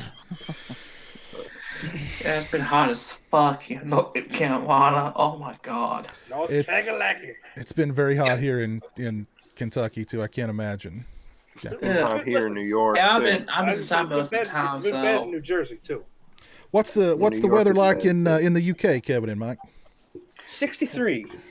Shit. Yeah. It's typical UK weather. Yeah, I'm moving down now, baby. I mean, Kevin, you're in Ireland, so the weather's probably even worse for you than it is here. Yeah, we just have rain. Just rain all morning, and then it gets easier, and then it gets colder. The mid-evening's the best for us. Mornings are terrible. During the night's terrible. But there was when I was watching Get Carter with Michael Caine, there was some great UK Michael Caine. Yeah, great locations. It looked and felt like what I imagine the UK looks and feels like. So when you reviewed Dead Man's Shoes, you and Stingray thought that Dead Man's Shoes was an Irish film. It's actually English. Did I say? Yeah, you guys did both call it. Yeah. Which one? Dead Man's Shoes. It's actually an English film. Oh, my bad. Yeah, because obviously people called me out quite a bit on that. A lot of Americans struggle to differentiate between Irish and some English accents because I think it just sounds quite you guys. I can absolutely differentiate them. I don't always know where they're from. Yeah, like I can tell. I can absolutely tell when someone's not from like England. Yeah, because a lot of, but even within England, I know there's several different. There's hundreds of different accents. I think, but my accent is very to an American. My accent might sound quite Irish because Liverpool's got a lot of Irish. A lot of people went to Liverpool. If they went to Boston and New York, they went to Liverpool as well in the 1800s. But it's obviously Kevin could tell that I'm obviously English and I could tell he's Irish. But I think a lot of Americans would probably think I was Irish as well. But I think you guys will probably get used to my accent now a little. Well, please pardon my ignorance. The thing is, though, I knew Dead Man's Shoes takes place in the UK. I don't know why I said anything about Ireland or that it's Irish. I don't know why I said that. That's odd. Kathy Ireland. I was probably thinking about Kathy Ireland. That's it. That's it. You might. But the Cultaholic YouTube channel has actually helped me out a lot as far as the British Isle, the accents, I guess. I don't know if they're in Newcastle. Yeah. I'll tell you what's tough for me is some Scottish accents, man. Oh, I love Jennifer from Cultaholic. Yo, Mike. Are you a Liverpool fan? Yeah. Oh yeah, that's what I thought. There's two teams. There's Liverpool and there's Everton. So you're either one or the other. Gypsy Warrior says, ask Kevin if he supports Rangers or Celtic or Celtic. Is that? I'm not big into football, but my brother's a big Celtic fan. Okay. Ooh. I saw a documentary about that. I would be more Celtic Boston versus Celtics fan. I saw a documentary on YouTube a while back about that rivalry between Celtic and Rangers. It's pretty good. Yeah, pretty Yeah, it's a big hardcore. rivalry. Somebody in the chat asked what that thing is behind you there, Corey. What kind of evil? It's actually I have Bernie Sanders here with me tonight. I was going to say trying to get in the political season. Damn. I was going to say, is that the Burn Man? 1% of the 1%. Yes. Yep. So, Oh, no, geez. actually, it's just a Halloween decoration. It used to be my son, so I just stuck it in here. Nice. About Halloween is less than 100 days away. Oh, good. I know. Hopefully they can do it. I doubt. I've seriously doubt. I'll be wearing masks. It'll be so much Not fun. me. Not me. I seriously doubt there'll be any kind of trick or treating this year. But Yeah. I don't know. I still like to dress up. I saw Jeremy's getting excited. Jeremy's always excited for Halloween. Yeah, he wants to do a Halloween live stream where he wants to dress up as Jigsaw, and I said, well, Bubby, that would entail a mask, and you'd have to take the mask off to talk on the stream. Then you're just going to look like Pee Wee Herman with the outfit on. Oh, God. But I think he kind of likes that because he likes Pee Wee Herman. So I don't know. I think maybe I've changed his mind, but he'll let me know what he wants to do soon, I'm sure. But yeah. I'm gonna go as Action Bronson. Nice. Good choice. Nice. Literally no effort involved. I'm gonna go as the screaming liberal member of the Duck Dynasty family. Oh, God. That's a rapper, I might go right? as Jason Part 5. Yeah, I guess. I didn't know who he was until younger kids in the club at the end of the night, it's time to go. It's like, you look like Action Bronson. Like, oh, it's a compliment, man. He's cool. I like him. And they all talk like that too for some reason. I don't know. Let's see what else. See if I've got anything else on my list to talk about tonight. Oh, let's talk about what are some of your guys' favorite movies of this year so far. I actually think we've had a pretty good year for movies, despite the fact that we've not really been able to see any in theaters. What are some of your guys' favorite movies of this year so far? The last thing I saw in a theater was The Invisible Man. Actually, I still haven't grabbed it. I still haven't watched it. Yeah, me too. Which I really enjoyed. I thought it did a really good job. Yeah, I liked it a lot too. Has anybody seen Becky? Anybody seen Becky? No. Betty. Kevin James. No, I've not seen it. It's Kevin James, I don't care. It's not good. It's not hard. He's like a poor man's Adam Sandler. Wait, he plays like a neo-Nazi escaped convict, and Becky is like the oh my God. Actually, she's like a 13-year-old girl who's the protagonist, but she's such an unlikable character. You actually sympathise more with the neo-Nazi convicts than you do with the main character. She's I wouldn't be too comfortable with that. I hadn't even heard of this film. It's right up my alley. Trump 2020. Let's go. Oh yeah, that's the girl. It's a character piece. She's in Ouija the Beast. Yeah, she was in the second Ouija movie. She was in Sharp Objects and also The Haunting at Hill House. Yeah, she's such an annoying character in this movie. Okay. Yeah. Cool. It's like Home Alone. It's like an R-rated Home Alone. What's like? I saw Come to Daddy is on Amazon Prime now. Yeah, I really like another it. one. That's another one I've got to see. That one would be on my list of favorites. Elijah Wood's really got a knack for horror. Yeah. I did see The Lodge. Lodge. I love The Lodge. It was crazy. Yeah, The Lodge is I very did good. Crazy movie. I did see another movie today that I was kind of impressed with. It's Daniel Radcliffe's new film, Guns Akimbo. Guns Akimbo. I really enjoyed it. Cool. That's crazy. It's a really crazy movie. Yeah. Yeah, I was scrolling the other day. My daughter's like, "Hey, was that Harry Potter?" Yeah, you got it. Yeah. I really cuss like a sailor. I really liked him in Horns. Has anybody have you guys seen Horns? I love that movie. Yeah. Oh my god, that was a really good That movie. took me by surprise, man. Joe Hill, right? Joe Hill, yeah. Yeah. It was and it was directed by right? Alexander Aja. Yeah. Oh, okay. Alexander Aja. Gabe K. Oakley says he's thinking about watching Haunt tonight on Shudder. You should. It's very good. That's a good movie. Liked it a I saw lot. that too. That is good. Aaron Lewis says, "Don't listen to them, Piz. Do watch Becky." Oh God. Anybody else favorite movies of this year? I don't think I've seen a single movie this year, a horror one. I did go out, the opening weekend. I dropped $20 on King of Staten Island, the Pete Davidson vehicle. I gotta say, it was fucking hilarious.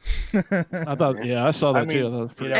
That title's familiar. What's it about? It's a half-assed biopic with of Pete Davidson, the comedian. He's on SNL.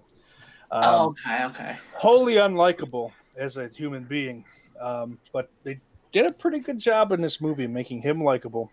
Bill Burr carries the movie. Yeah. He's one of the funniest people on the planet. Buscemi's in it.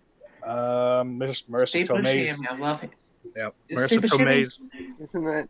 Isn't that directed by Judd Apatow? Or, It is. It is. So it is. It is 6 hours long. Yeah. But no, it was good. It was good. And, I wasn't upset. To sit there for 2.5 hours, whatever the length is. I don't like Pete Davidson. So Shemi play a firefighter in it? Or? Jay, I despise Pete Davidson, but this is Bill Burr's biggest film to date, so I had to. So you got it for Bill Burr then? Yeah. Okay. Yeah. And like I said, they do a pretty good job of making him almost likable. So which seemed impossible to do beforehand. That's a hard task. Some of my favorite movies of this year, The Lodge would be probably number one. I really love that movie. Relic, which is a relatively new movie. I haven't seen that. I should have my review of it out tomorrow, but it's definitely up there. Come to Daddy is up there. And I really enjoyed The Wretched. The Wretched had some problems, but I found it highly, highly entertaining and a lot of fun. I've heard mixed things about that film. That's the biggest horror film of 2020. So, I mean, Barg, got some Barg's root beer. God damn, steak sauce. OG. But, I think we've actually had some pretty good movies come out this year, despite everything. Well, and the last 3 weekends I've wanted to watch The Relic, but something happens like John Saxon dies and that changes everything. Mm-hmm. I spend the whole day watching John Saxon movies, and then a couple weeks ago I got this box set, this Lindsay Carol Baker Giallo box set. And you pay $100 for a box set. You're not going to put it off. You're going to watch it. That's cool. So that was they're great. They're great. I love. Well, I'm a big Giallo freak. But The Relic is definitely number one on the list, and The Lodge is number two. Yeah. Those are the next two I'm going to see. I think The Lodge is on Hulu. If you have Hulu. Oh, really? That's how I watched it. Yeah. Is it? That's how I watched it. You still got to pay for it? If it's on Hulu, you wouldn't. Well, yeah, you pay. You don't pay for the movie. You pay for the subscription to Hulu. Subscription, yeah. I mean, I have Hulu, so. Yeah. F&A, Cotton. F&A. What about you, Corey? What are some of your favorite movies this year? I think we named most of the stuff. I'll kind of cheat though, and took me back to my childhood. The ESPN documentary about the Bulls. The Last Dance. Yes, I love that. It was awesome. Loved it. Oh my god, I love that. I was just I'm obsessed with Michael Jordan. I'm a Tar Heel basketball freak, so I couldn't pass that up.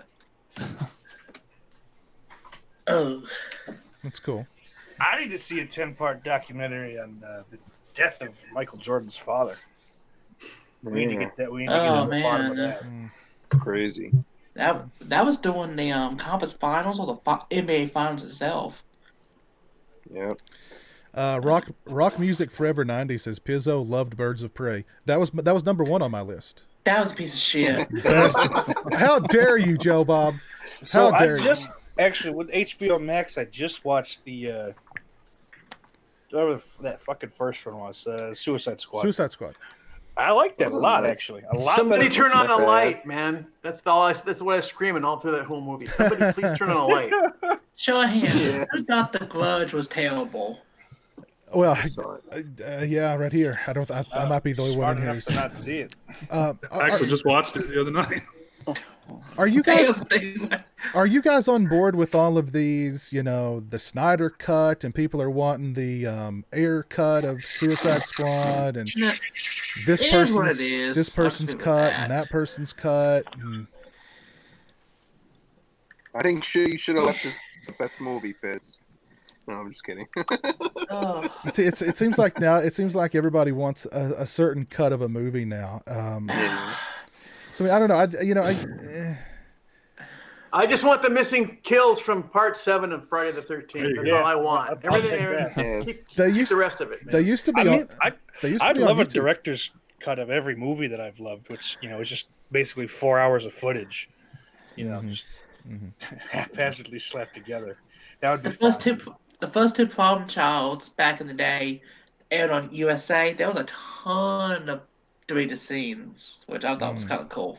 They can do in a film. I mean, Donnie Darko, the director's cut, I didn't appreciate. It took away some of the mystique of the film. So it can be a good thing and it can be a bad thing. Yeah, that's usually the problem.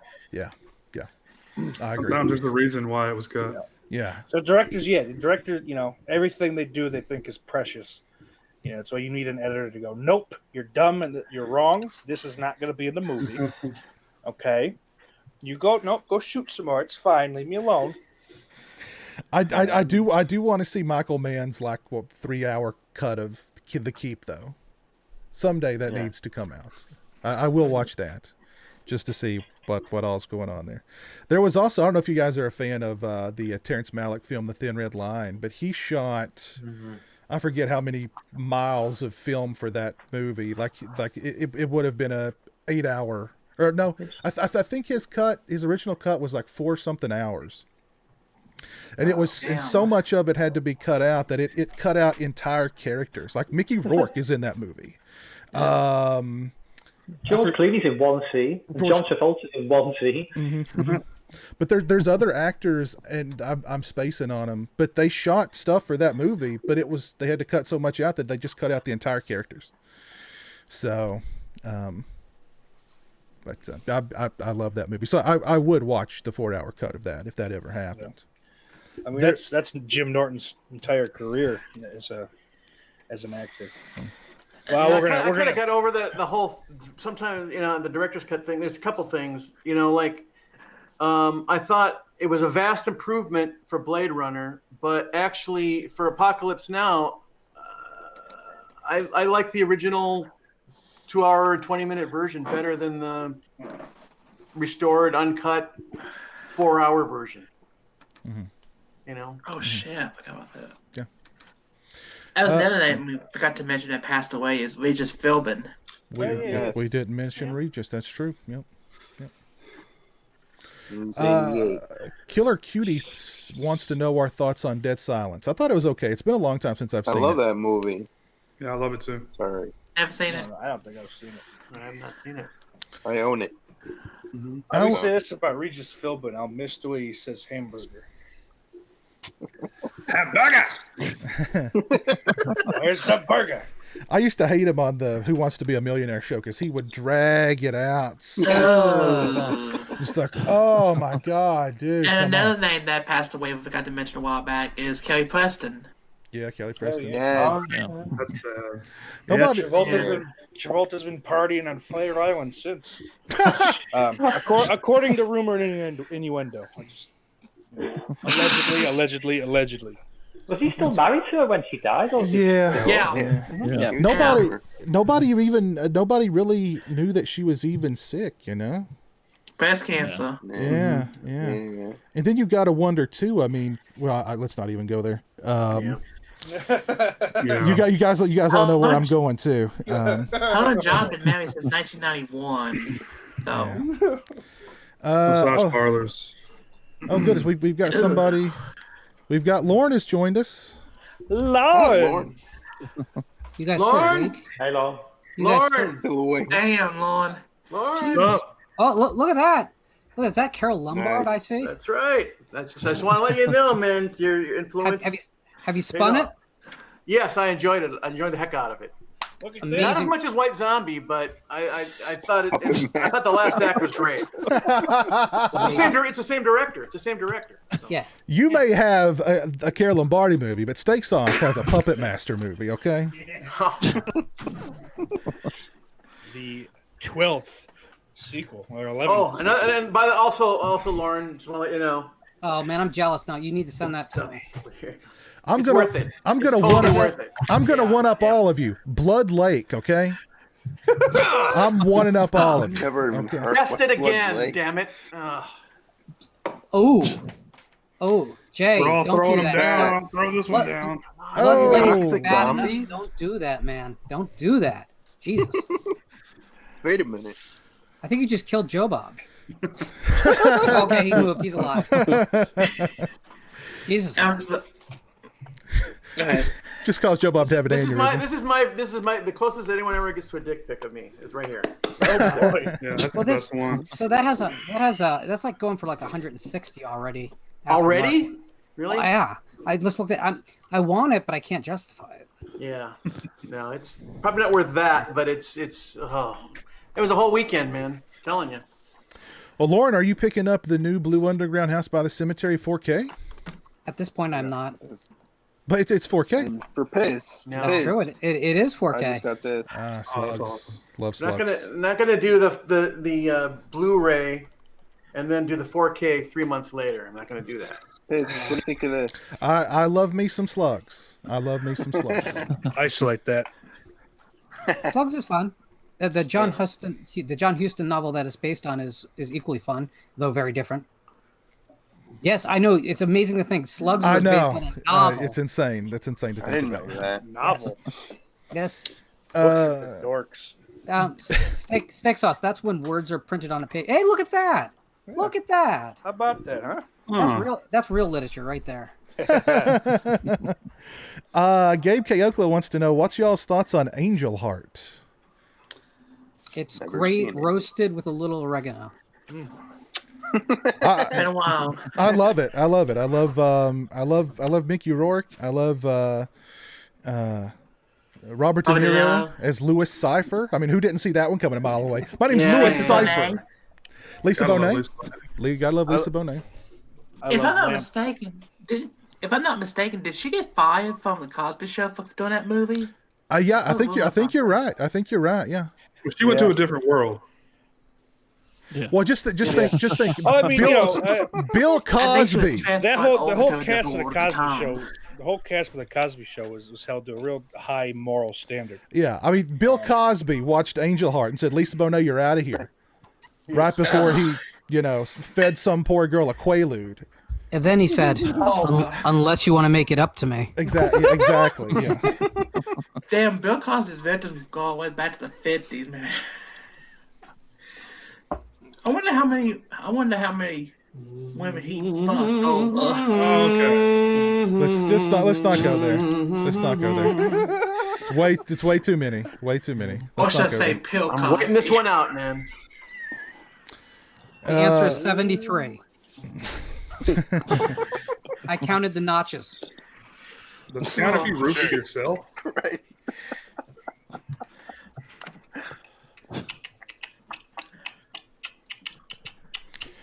What has happened here? I don't know. I was looking through the chat. I thought I saw some questions, but I can't find them. I'm thinking about bad they're things. probably in the chat still. Let's see what else we've got to talk about here. Does Gay Panther have any more questions? Gay Panther. Isn't that who asked that? Has anyone seen either of the Alienist shows on TNT? The Alienist was a good novel. I read the novel back in the day. The Alienist. The Analist? What? There was a break in the connection here. Alienist. Sorry. I knew I heard that wrong. Analist, that's... Don't go, Joe. Don't go there. Don't go there. Just don't go there. Just don't go there. Analist. Sorry, I brought it up, gang. Jamie says that Lisa Bonet did Angel Heart to break away from the good girl trope. Well, she definitely did that. Yeah. Lisa Bonet. What are you drinking there, Steak Sauce? What's going on here? What are you drinking there, Steak Sauce? Oh my god, you could have bought this. Look at it. Screwball? Any of you guys heard of this? No, never heard of it. Oh. It's a peanut butter whiskey. That's right. God damn. It's interesting. It's awfully sweet. That's my only complaint. It is very sweet.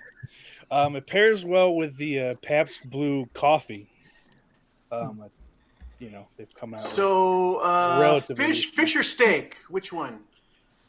Steak. What does it go with? Hey, what steak sauce would go with? Who doesn't love a nice peanut butter fish?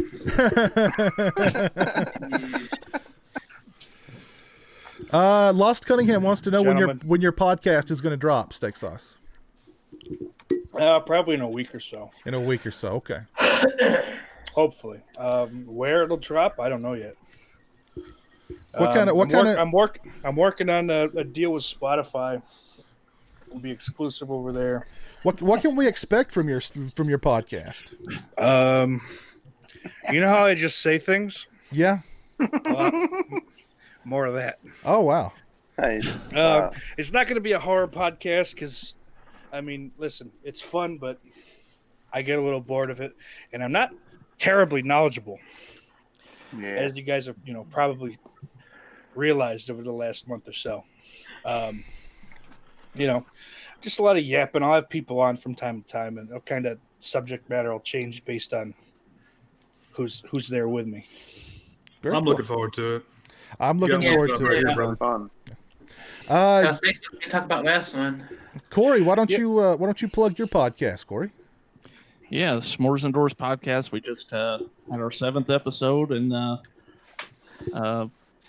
it's getting there. We're growing it, so. Oh yeah, it's been really a fun time. I'm really impressed with it. Thank you. Thanks a lot. There you go. I always liked that. I like the name of your podcast. I always thought Off the Grill was, kind of catchy and clever, and then I hear something like that, and I'm like, God damn it, I suck. Damn good name. But since neither one of them are here, I'll go ahead and I'll plug the old Firefly Funhouse podcast or Firefly Family podcast. Christian and that's fun. Is that a family what's show? his name? It's a good Christian podcast. Andrew. It's Devon Graham. We do not break kayfabe on this show. Gotcha. Yeah, Devon Graham. Is that Devon Graham, right? Name of a WWE faction with Bray Wyatt. Lauren, I would not recommend that for family viewing. Although it's not. I've been on the show and I don't even know what it's about. Yeah. Well, see, they actually have a legitimate podcast now. It's not just like the live streams. Yeah. Oh. It's audio only. It's actually really good. We were talking about the White Trash Jedi earlier and how much we love his name, and now the White Trash Jedi is in the chat. Say his name and he appears. He appears. I know. Lauren, what kind of shirt is that, Lauren? What kind of? Excuse me. Your shirt. Your skirt. My skirt. This would be a 45 Grave shirt. They were a LA punk band between 1978 and 1991 when the bassist decided to go be a roadie for a band called the Nymphs, and he promptly overdosed on heroin, and that kind of ended the band until a few years ago, and they bullshit reunited with just the lead singer and no original members. Yep. And now they kind of suck. But those, so Jeff O actually pointed out that they were the song on the Return of the Living Dead soundtrack that everyone knows, Party Time. That basically told the movie to all of us. Yeah. That song is actually a little bit more metal than what they were normally doing. They were much more of a just straight up punk band. Now that song's got like 3 or 4 different sets of lyrics too, doesn't it? It has 2 sets of lyrics, but it has just 3 2? distinct versions of the song. I kind of like the hodgepodge version in the middle that appeared on Autopsy, which was this weird-ass collection of things that never got released. Yep. So it has the original lyrics, but it has the music's much more in line with what you heard on the soundtrack. Cool. Jay, aren't you sorry you asked? I could do this all day. Not at all. You spent quite a yarn, sir. Well, Lauren, we were talking about some our favorite movies of 2020 so far. Do you want to share some of your favorite movies of 2020? Oh boy. Well, Game Over. You and Game Over was last year, sir. I figured just fit it in there Relic, somehow. right? Well, Relic is my favorite film of this year so far. Certainly, Piz and I are going to spend some time talking about that tomorrow. Yeah, Tom Sizemore, man, he's awesome. He is. I love him. I love his work. Stop that shit. So the other films so far, this is my top 10 of this year. Relic, Boot Part 1, The Ghost Ship, The Lodge, We Summon the Darkness, Psycho 2020, which is not the Hitchcock film, The Hunt, Sea Fever, Ghost Stories, Blood Vessel, and finally Invisible Man is somehow holding on despite the fact that I have big problems with it. But again, there's been no theatrical American films since Hunt came out, so I need to remember to watch Blood Vessel. I've heard really good things about it. It's a monster movie. It's a traditional monster movie in a lot of ways, and that's something I really loved seeing someone just say, screw it, let's make vampires back into the monsters they were before, and I'm not blaming these films, but before the Near Dark / Fright Night / that Lost Boys, especially, that wave of films made them into just people with teeth. The Lost Boys actually turned 33 years old today. I saw that. So are they lost men now? So happy birthday, Lost Boys. No, they're immortal. Lauren, they're vampires. Lost fellers. They're immortal. I don't think you watched the end of that movie, sir. Speaking of anniversaries, they're immortal in my heart. I'm sorry. Massive Lord will turn 34 Saturday. They're approaching a mid-afterlife crisis, I think. There you go. Instead of drinking blood, they're drinking Metamucil. That's how they bring in the new people. Wasn't it based on Peter Pan, right? Yes. That's what it was supposed to be. Yes.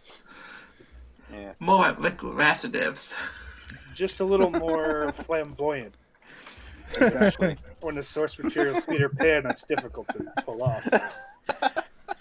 Yeah, apparently Joel Schumacher claims he slept with over like a couple thousand people or whatever. He's got a number. What is he, Will Chamberlain? Yeah, he's kind of like the homosexual Will Chamberlain. Hey, good for him, Yeah. Oh, Good for him. I forgot to mention Well, listen, good for him as long as, they were all of sound-minded body. I'm sure. He seems to be a pretty cool guy. It is Hollywood, so... He wasn't friends with Bryan Singer, was he? I mean, after some of the shit Charlie Sheen did to Corey Haim came out, yeah. Just, yeah. I get nervous when I see a bucket of Crisco now. Oh, Jesus Christ. Oh, God. Oh, God. Jesus Christ. Gabe K. Oakland says, why can't Too we many get Christmas people? Why can't we get a Friday the 13th 7 cut like the Silent Night Deadly Night Blu-ray with the rough scenes added in? Do you want to answer that? Because those rough scenes are really, really rough. Yeah, Lauren will answer you. Rough. Yes. I think Lauren has the answer to that. Lauren? Yes. Because that footage is 240 lines of resolution. Yeah. And you're going to say you want to bump that up to 1080p? Yeah. You're talking about degrading that image so much, you're going to be watching blobs, black blobs on white blobs on gray blobs on blue blobs. That's all you're going to get out of it. And there's nothing you can do to fix that. You if it was just a matter of stepping it up from 480, you could do what they did with My Bloody Valentine back in the day. But it's just too far gone. I don't see the reason. I just don't see the reason why. 240 on YouTube is bad enough, but seeing it in HD, seeing the big screen. I was watching something with a bunch of white blobs the other day. You're watching one right now, sir. All those scenes are on YouTube. You can find them on YouTube. Just search Friday the 13th Part 7 cutscenes, and they look horrible. But you can. The The thing is, why don't they just film new inserts? They were all insert shots to begin with. You could probably, for like, seriously, $30,000, you could film replacement scenes and integrate them into the film. It's not crazy. I'll give you $5 toward it right now. 10. I think you're overestimating Scream Factory's budget on these things. And their longevity as a company, maybe? Yeah. What makes you say that? No, seriously. Lauren hates physical media. He's a streaming platform shill. That's so freaking ridiculous. He's always I order on things here from around the damn world. He's stopping, always pounding on the table. No, burn your discs, burn your tapes. Burn them. He's a shill for streaming platforms. That's it. Yeah, that's me. The truth is, listen, the last 13 years, 83% of the physical market has disappeared. We are now trending towards double-digit losses this year. Lauren, Digital Media Dixon, ladies and gentlemen. It's please buy what you want to support. I'm all for it, but we got to be realistic about this. We can't just pretend it's not happening. Yeah, I go either way. Yeah. Well, digital, physical, that both okay with me. And You more very importantly, well- me. I'm not saying it's streaming, but it's not happening. I don't like if something 10 years from now becomes impossible to find because all of a sudden it's like, can you believe what they had in that film they shot in 2004? We can't have that anymore. Oh God, That's damn. why. That's one of the reasons I own stuff. Yeah. Same thing with gaming. That'll very much happen. Kind of like how Madden, the new Madden game's not gonna have the Redskins name. Well, it's not the Redskins anymore, so it shouldn't. Yeah, They're the exactly. R words now.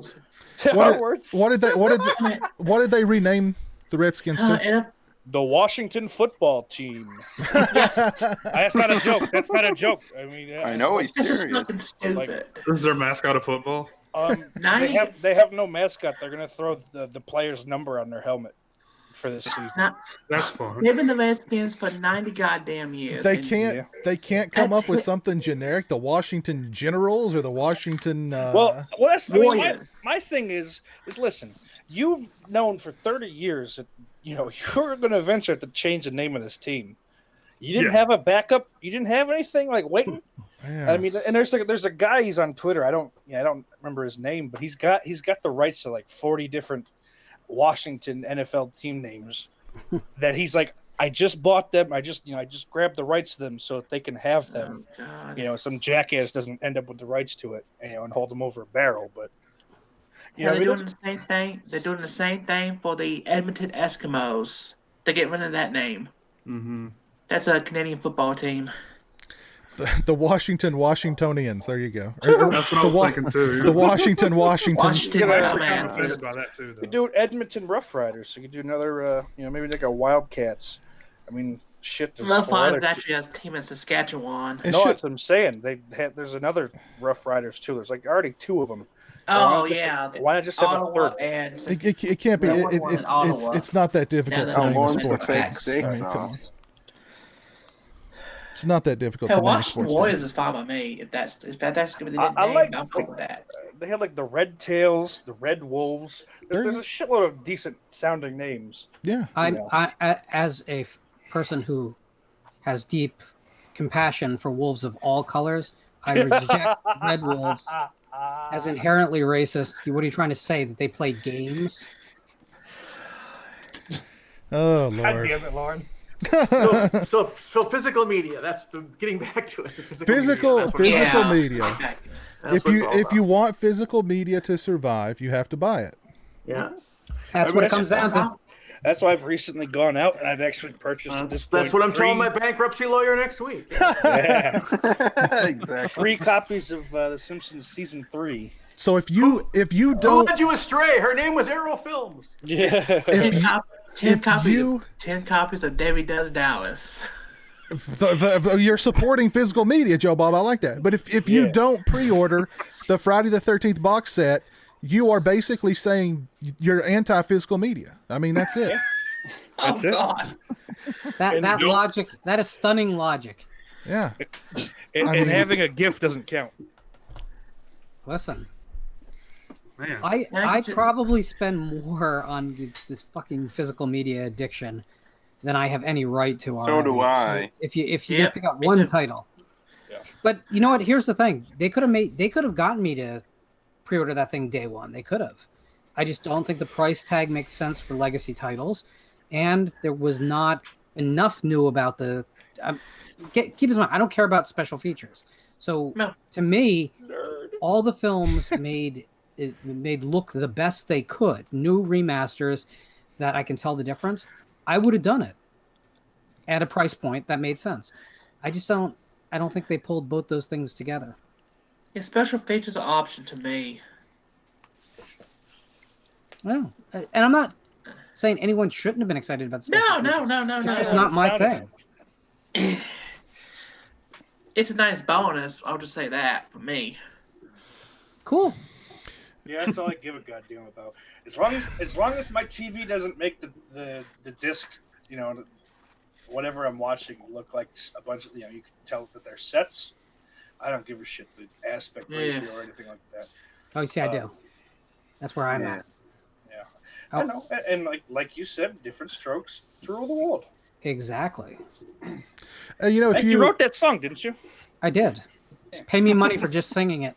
What I would have loved to have seen in the Friday the 13th box, and I know it's probably going to sound like heresy, I would have loved to have seen the television series tacked onto that. I can imagine different strokes on Blu-ray. What's that going to look like at the bicycle owner? My God. You can see every individual hair on Gary's head. I actually just bought the Friday the 13th TV series. So did I. Off of Amazon the other day because I was feeling nostalgic for Roby Forever, baby. Yeah, Roby Forever. I was feeling nostalgic for that show, for the Hitchhiker. I love the first two seasons of Friday the 13th series. Love the first two seasons. I got the third season. How much is that set? It was like $30, $25. Nah, it has to be less than that. You can get it at Walmart for like 18. I know. Actually, I didn't get it off. Actually, I didn't get it off Amazon because I saw it on eBay for cheaper. So I think it was like $20, maybe not even that much. Wow. Thrifty. I think I paid $40. Was there an older version that went for a ton of money? Well, they used to sell them each season separately for more money, but they put it all together in one. And there's like nothing. There's no extra. There's nothing, But but they're all there. And I watched the first two seasons over and over again. I avoid the third season like the plague because I just don't like the other guy. Yeah. Did that show ever make any reference to the actual films, or brought some kind of dork in there? No. Did it never make any reference to the films ever? No. Never. No. So why was it named Friday the 13th? Marketing. So it was in the same universe? Or... Yeah, it was called Friday's Plus over here in the UK. Yeah, it was in Canada as well, yeah.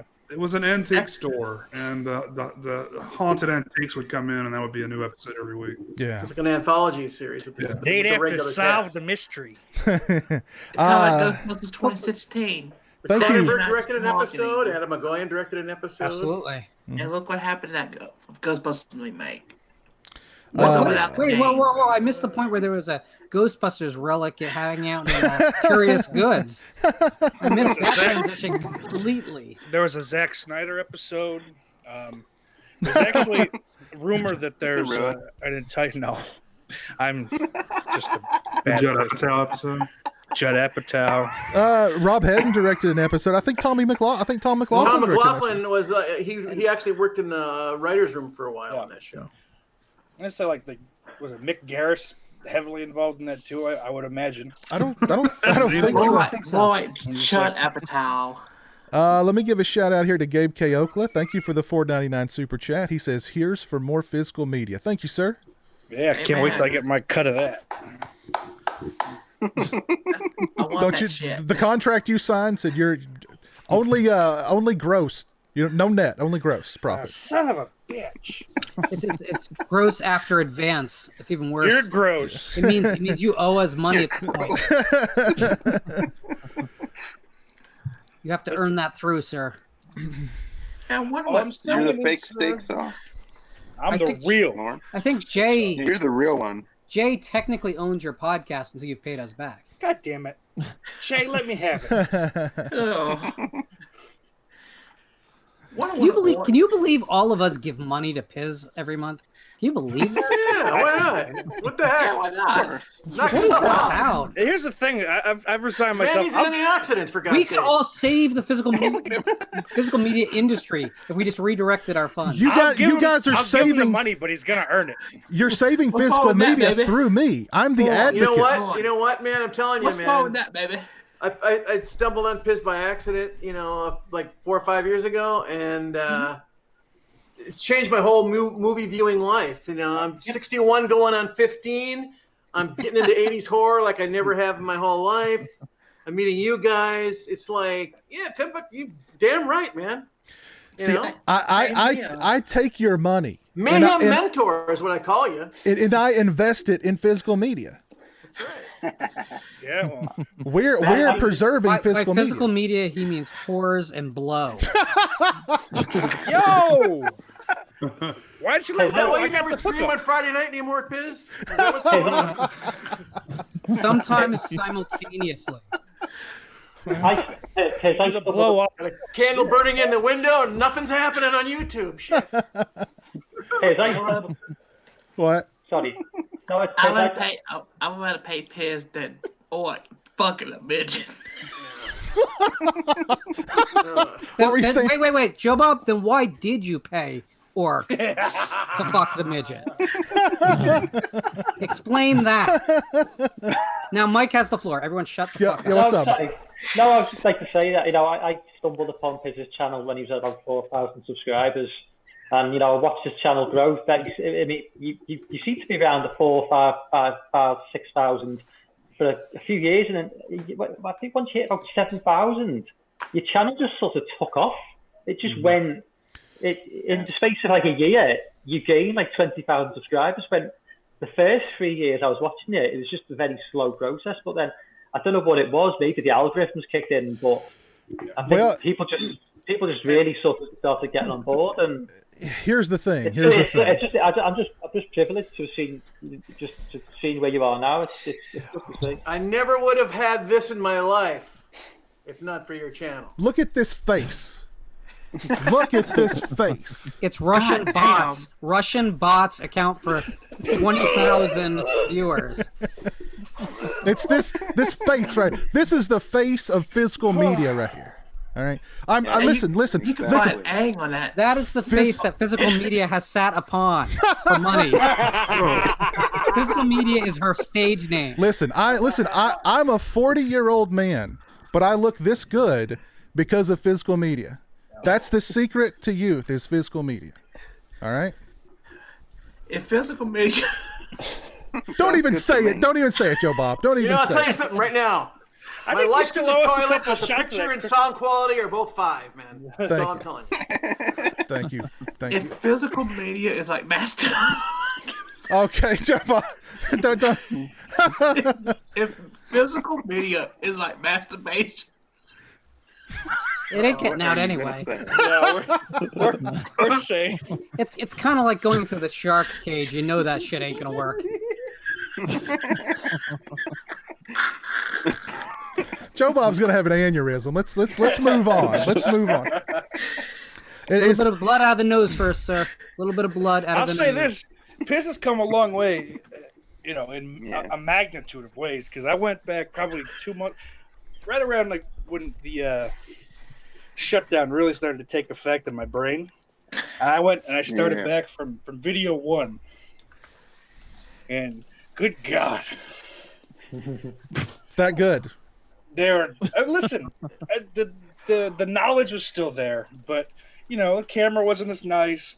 I don't think you were using a microphone. There's a lot of stuff like that. It was like, Eesh. I mean, you look where you are now, especially. It's the before he sold out. But I mean, before he sold out. Back then, that's how most people did it. I mean, It's true. Yeah. But I mean, you had all these nice like button-up shirts and stuff. Mm-hmm. Yeah. Changed. Changed a lot. Lauren, we mentioned John Saxon's passing away at the beginning of the show. Any particular favorite John Saxon films? So what I've been pointing out to people consistently about John Saxon's career is that he actually starred in what is commonly considered the first Giallo, which is The Girl Who Knew Too Much.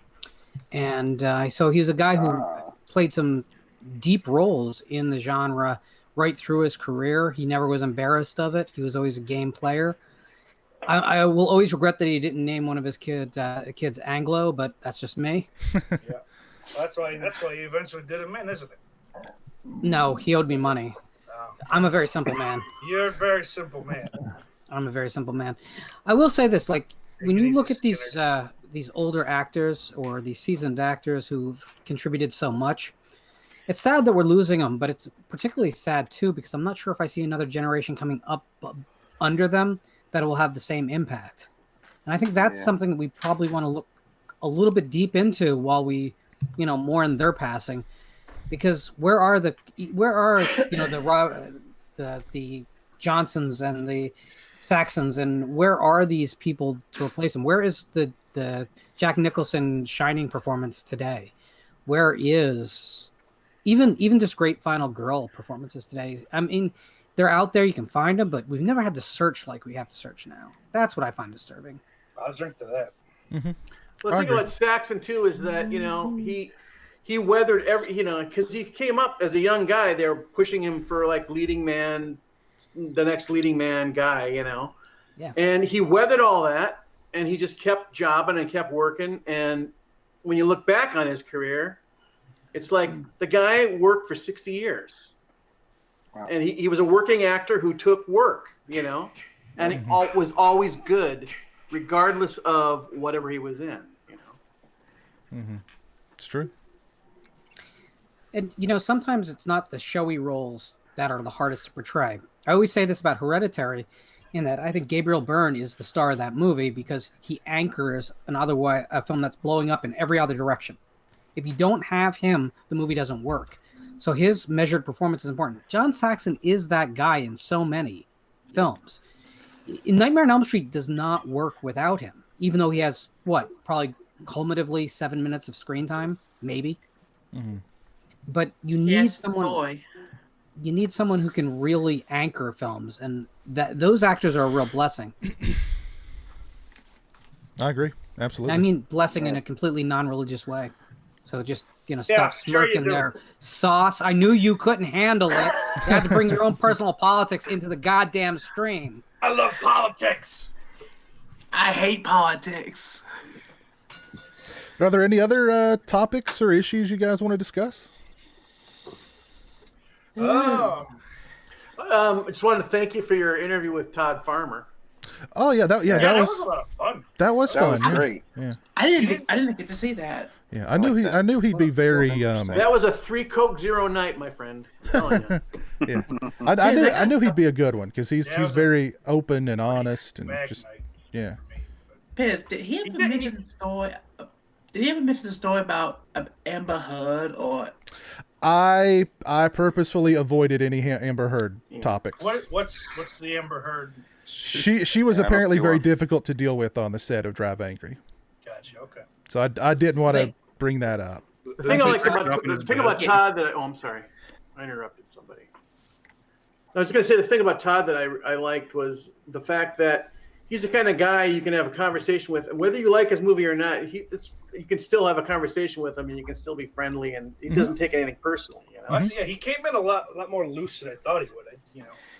Definitely just like a dude coming in to talk to another dude. Yeah, that must be something about that shack. Two dudes. That's what it was. Just two Kentucky dudes talking about stuff, Which is unusual because usually two Kentucky dudes talk. The subject of cousins usually comes up within minutes. I don't think you used the word cousin, did you? It wouldn't. Keep your hands off Lola May.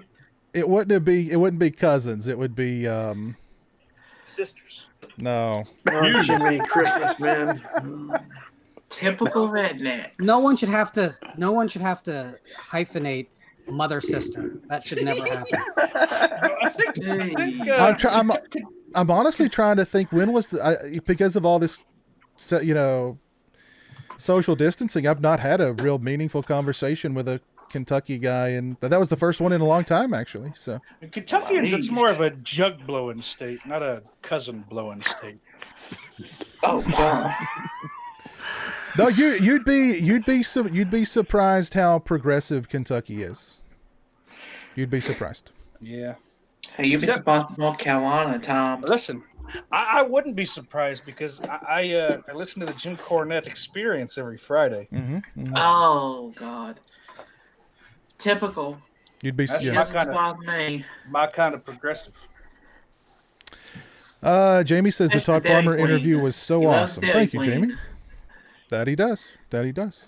Hello, Huckleberry 262. I want to ask Texas this question. Did you ever see the incident he had with the employee? Like, he just went off, like, they didn't get his order right or something. Like, You mean the drive-through thing? yeah. Oh, yeah. Oh, like that's some good shit. As any self-respecting wrestling fan will Yeah, see that's that famous. video. That's a famous incident. I mean, Yeah. What's great is Jericho in the back egging him on. This is just a fucking comedy. Who do you think we are? A bunch of jobbers? What are we, a bunch of jabronis, Corny? When you hear the woman talking, I'm like, she's definitely a redneck. I am trying to set up another conversation like that with another Kentuckian who was in the entertainment industry. Whatever happened with Eric Freeman?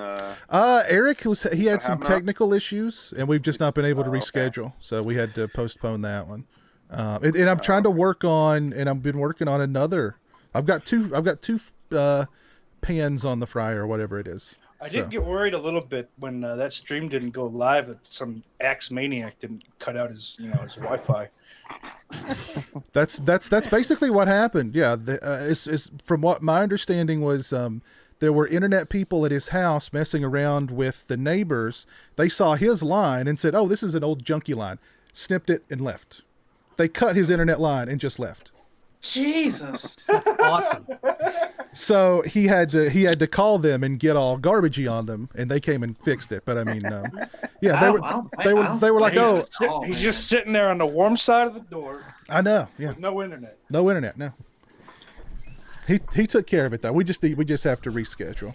Sinister Antics, what's up, man? How are you? But yeah, I've got two things going on. Trying to set two things up here. That'll be really cool. I'll talk to Cornette for you. Yeah, I'd love to have Cornette on there. That's a big ass cup. It is. What are some of us need larger cups than other people. It's just a thing. Yeah. What are we drinking in that big giant cup? So this is actually the powdered iced tea mix shit that we all had growing up. That for some reason I still drink. I thought it was Johnny Bootlegger. I don't drink Joe Bob because ultimately I value my sanity and my not having to do jail time when something happens. I want to shout out Gabe K. Oakler real quick. He's the man. Double cheese, double onion, double mayo, motherfucker. Oh wait, White Trash Jedi is asking about the new Kevin Smith trailer. Holy hell, that looks bad. I've not seen it. He's done in the last Bruce Pritchard doesn't save Clerks too. What was that one he did with his daughter that was so bad? Her bed. Fucking was it yoga hosers or something? Yeah, that's it. That was. I tried watching that. I tried watching that illegally. What was it? It was his shitty daughter and Depp's shitty daughter, right? Yeah, you've seen the poster? Oh my god, that's even worse. I'm like, what the fuck? Kevin, we have to have a discussion here. Come back to horror when you're ready, but make that ready in about 40 years when I'm dead. Because right now you're embarrassing Jersey. Go back to comedy. You do your stoner comedy just fine. Yep. Don't do the horror stuff. You God knows we need more of that. He's like South Jersey though. It doesn't count. Yeah, that's true. That's like Maryland, really. How do you see the comments in the chat? I have a YouTube thing. Are you have YouTube up? So there's a pop-out I chat didn't know. feature that allows you to close the page and keep the chat. Is that a thing? It is a thing. I didn't know that. That is indeed. Lauren, if Halloween Kills leaks, will you watch it? Yeah. Okay. I actually hope it doesn't, because I think it's better for the genre if it comes out and makes money. But yeah, I'm gonna end up probably watching it no matter however it happens, simply because friends will come over with it, and because that's what happens with this shit. Like David Schwimmer? No. But my mistake. Listen. There's always a possibility I'm going to be surprised and it plays better than it sounds like it's going to play, right? Yeah. We've all heard the same joke told twice, and the joke teller the second time nails it, right? Anything's possible. I'm just not putting my expectations on very high up on that. That's right, Vanderhoff. North Jersey or bust. North Jersey. Joyzy. Gabe K. Oakley says, "I hope Taylor Candyman." Ham, goddammit. Gabe K. Oakley says, "I hope Candyman goes VOD." Isn't it still scheduled for this year? Aren't they making it the sacrificial lamb? Candyman? I thought it's still dated for October 13th, I think. But I hear that there's another shakeup for redating from Universal coming later this week. So sooner rather than later, I expect it to be pushed off. Okay. It still says October 16th, so they'll probably move it the next year. I just don't see it. Right now, like IFC is making bank off of the drive-in theaters, but the drive-in model doesn't make sense for the major studios. No. So I just don't see how it happens. Although I'll tell you guys, since this lockdown happened with drive-ins, oh my God, smaller horror films are getting an audience and screens. It's happening consistently every week. Every week, it's the top performer. It's a new horror film. The Rental was number one. Yep. So I mean, and Relic was number one for 2 weeks before that, and then you had that Wretched movie, or The Wretched. The Wretched, yeah. It's the number one movie of the year, isn't it? The horror movie of the year, yeah, I think so. For a number of weeks at the top of the box office, yes. Not in earnings. But it's made nearly $150,000, hasn't it? Well, it's over $1 million in rentals. Wow. So is Relic is just about there. It's at 900,000. You got to understand, these movies were intended to hit 2 theaters for a week and then go right to VOD. So this is all found money. Yep. I love found money. So I'm very excited. Even like I didn't like The Rental very much, but I'm glad I went to see it. I'm very glad I went to see it. So I support people getting out there and support the hell out of this stuff, just like the physical media battle. Dave Franco. Yeah. Actually thought he did a good job. You know, I mean, it's an atmospheric, well shot, good looking piece. But Reginald Vell Johnson. Yeah. He put his wife in the film, so. Mm-hmm. Alison Brie. Yeah, I did. I would too. I think my favorite and none of the characters are good, but my favorite one was she was the vampire and a girl walks home alone at night. I forget her name. Sheila Vand or something like that. Sheila Vand. Really? You'll never hear this from me again, but I think the dog was my favorite character. Well, I mean, the dog is, he was a cool dog. Those were repulsive human beings. Yeah, they were not good. They were not good. Yeah. At every move, they make their situation worse, and for the worst possible reasons, which is fine if you're making a dark comedy or if you're intentionally trying to have most of the characters do that, but maybe one doesn't. But, I mean, no one's likable at all. Mm-hmm. Just answer me this: is Dan Stevens' accent convincing? Because his American accent to me sounds a bit. In that movie, it just sounds a bit off to me because he's English in real life. Maybe it's a good accent, but he just. I don't. I didn't really pay that much attention to it. I didn't think it was off in any way. I didn't think it was off either. It just seemed a bit robotic the way he was talking. Everyone in the movie talks that way, though. I think that might have been bad dialogue. Everyone overspeaks their lines because the lines don't flow into each other very well. The writing is definitely the problem with that movie. It's not the technicals. I would say at the end goes a bit heavy on the smoke machine, but I know why they did it, which is lame anyway. But I'd say that like all the technical qualities of the film are very good. They used an actual smoke machine. It's a smoke machine. No, it's because it's unnaturally thick. That's embarrassing. It's unnaturally thick, and it just looks. It's embarrassing when bands pull that shit. Yeah. It's like in like a feature film, it's inexcusable. Piz, answer me this. I mean, I think tomorrow we're gonna talk. We're gonna mention the rental a lot. I think in passing, but did you find it disturbing that the end credits were a better horror film than the entire film that preceded it? Damn. I don't know. I thought, like I said in my review, I mean, I like movies that follow the less is more approach, but I mean, it's like the end credits were their own horror movie.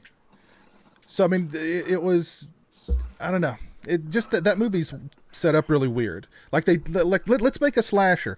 No. I want to make like, they're being spied, like they're being, let's make it a paranoia thriller. I don't know. Let's make it like, we've got, these siblings and they're, it's a love triangle, but there'll be bloodshed. Okay, let's just throw them all together. Why not? Well, why not? Just remember, kids, if your tires for any reason pop, you can still drive the fucking car. Hey. It's true. It is true. You will destroy a rim, but you will go several miles before you'll have an issue. It's true. I absolutely have done that. So seen enough episodes of Cops to know that already. Yep. Jamie, the rental's okay. I mean, it's not redefining the genre or doing anything that you haven't seen done before. But I mean, I thought it was perfectly entertaining for, 90 minutes. There's better things out there, Jamie. Check out Blood Vessel if you haven't seen it. I mean, there's a lot. Actually, Yummy is a fun, dumb horror film that's a better use of your time. Is it better than Wheels of Terror? Is it better than Wheels of Terror, Piers? Wheels of Terror.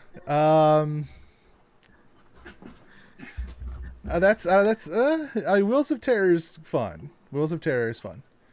Yeah, I watched that the other day. I'll have that review out pretty soon. Okay, cool. That was pretty fun. Piece of my childhood right there. Yeah, I forgot that was like a USA movie. Up all night. Yeah, I think Paramount distributed it as well. Yeah. It's fun though. Written by Alan B. McElroy, by the way. Oh wow. Yeah. Anything else you guys want to discuss before we call it a night?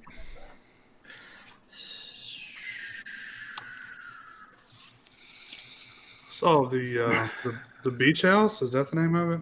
On Shudder, right? Mm-hmm. Yep. How's it? I haven't seen it. It's pretty cool. It's like a nod to like old school like Body Snatcher type movies. Yeah. This is Beach House? Mm-hmm. All right. Yeah. It's on Shudder, you said? So, Jesus. Feeling that screwball a little bit. I'm sorry. I have not seen Room for Rent, Killer Cutie. Anybody seen Room for Rent? I don't think I've heard of it. What about The Room on Shudder? That was pretty good. Yeah, that was pretty good. Room. Gabe wants to know, is Haunt better than The House That October Built? Yeah. Yeah. The Hunt. I've not seen The House That October Built. I don't have any idea. But I like Haunt. Yeah, Haunt's good. Hunt's okay. I want to see The Hunt. So, Roland 666 says Dave Franco's next role is in the Vanilla Ice biopic. Really? Is that true? Oh, God. Fuck him. Is that real? I mean, is that true? Well, yeah, they're making one. I know that. Stop collaborating, list. Jiminy Christmas. Holy crap. Fuck Vanilla Ice in the ass. Oh, man. No, but Vanilla Ice was a trendsetter. Okay, he was a trendsetter. He was revolutionary for his day. You know what I mean? Yeah, there would not be Eminem without Vanilla Ice. Vanilla Ice couldn't. And I suppose the lines don't finish the You can't touch this, Ice. You can't touch this. Listen, next thing, I don't like where this is going at all. because soon someone's going to be picking on young MC, and that's where I draw the line. I can follow young MC. Bust I the think it's move. good. None of that talk. That's the move, And listen, when you start talking down to Tone Loc, that's where you cross the line with me. Okay. Has there ever been a better turn in a movie than Tone Loc in The Adventures of Ford Fairlane? No.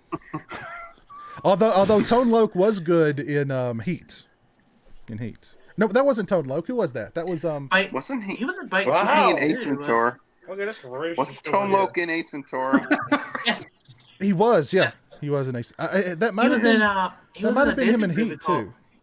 He was in Blank Check as well, which is a Disney film. Blank Check.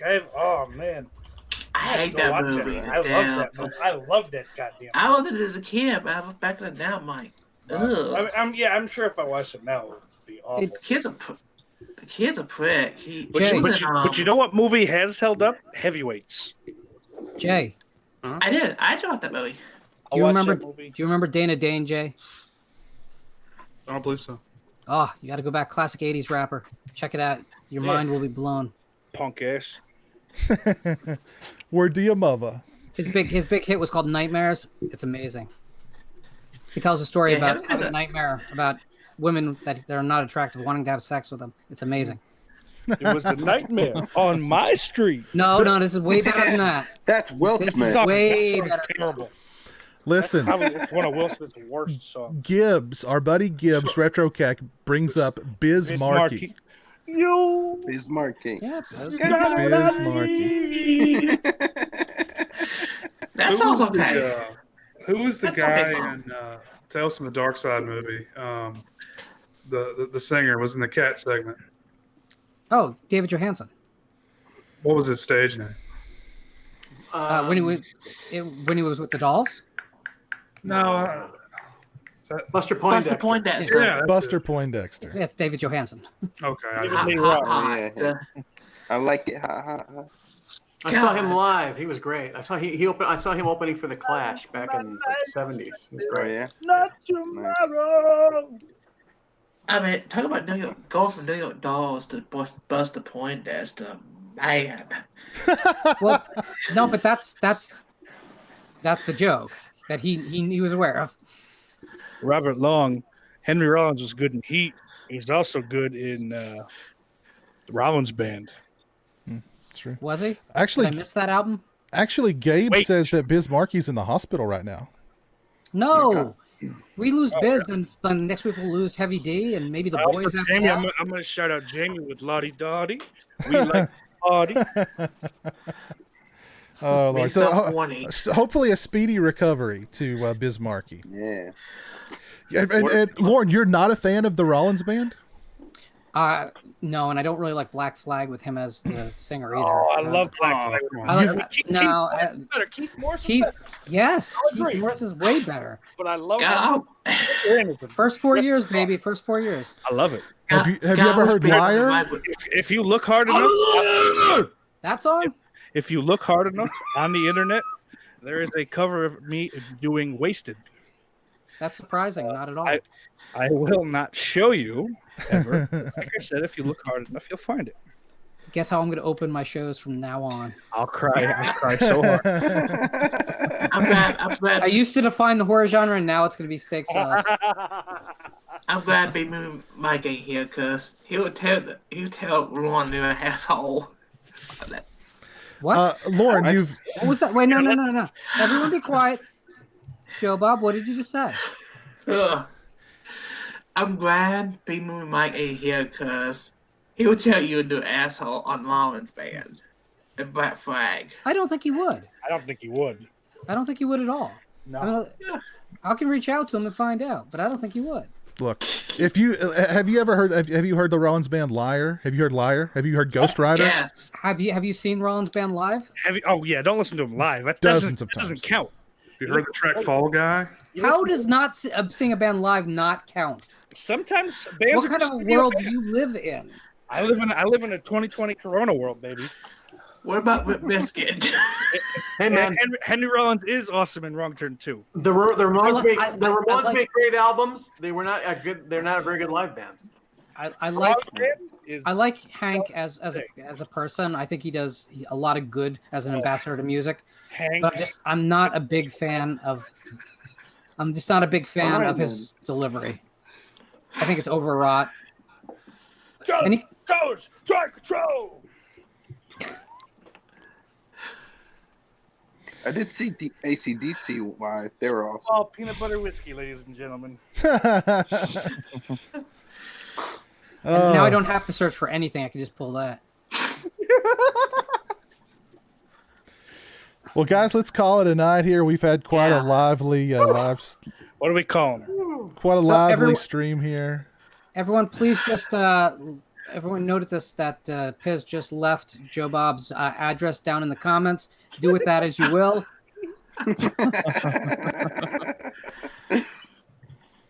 Leaving. Well, thank you guys for hanging out with me tonight. About you. Thanks to everybody at home for tuning in. It was a lot of fun. Thank you, The Real Steak Sauce. Thank you, Piz. Thank you, Corey. Thanks, Piz. Thanks for having me. It's been interesting. It's been interesting, yeah. Yes. check out the S'mores Indoors podcast. Check out the upcoming Off the Grill podcast. Yes, go fuck that. Okay. What is that? I'm putting that on a shirt. Throw on the front. Let's go put that on the back. Thank you, Nico.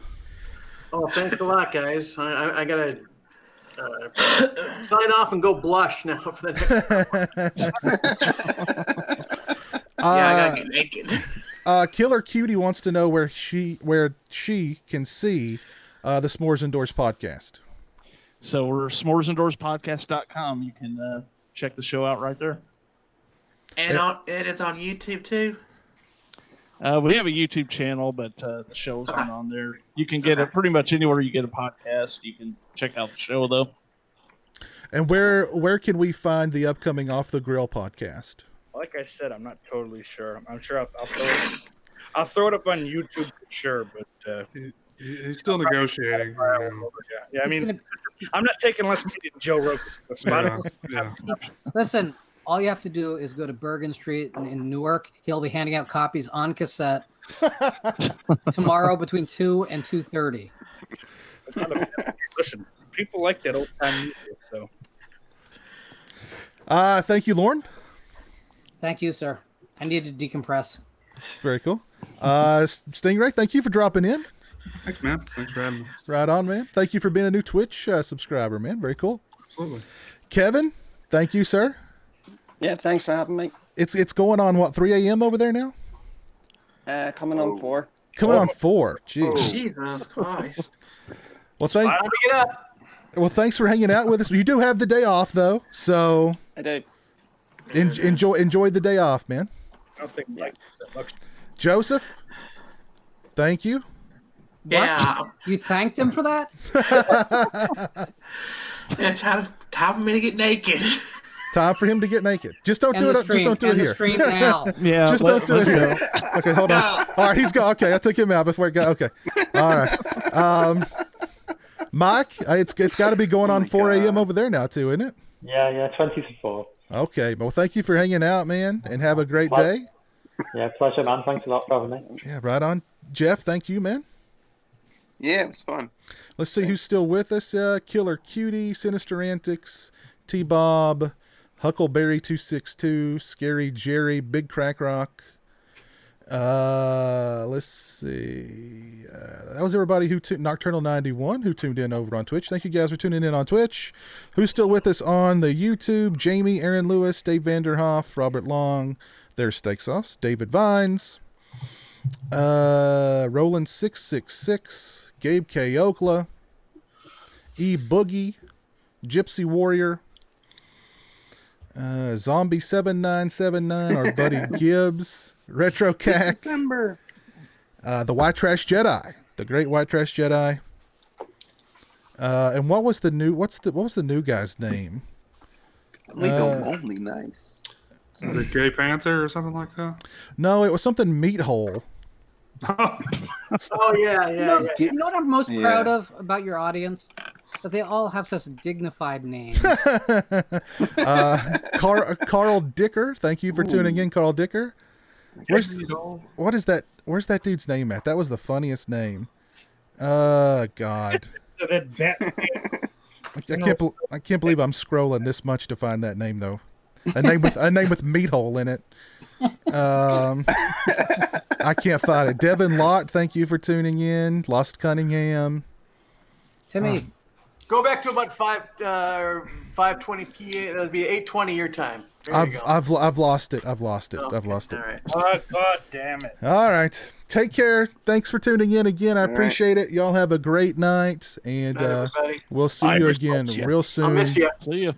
Take care, and until then, I'll close you guys out with the new Christian Hanna joint, Piz on Parade. Here we go. Peace. Let's see.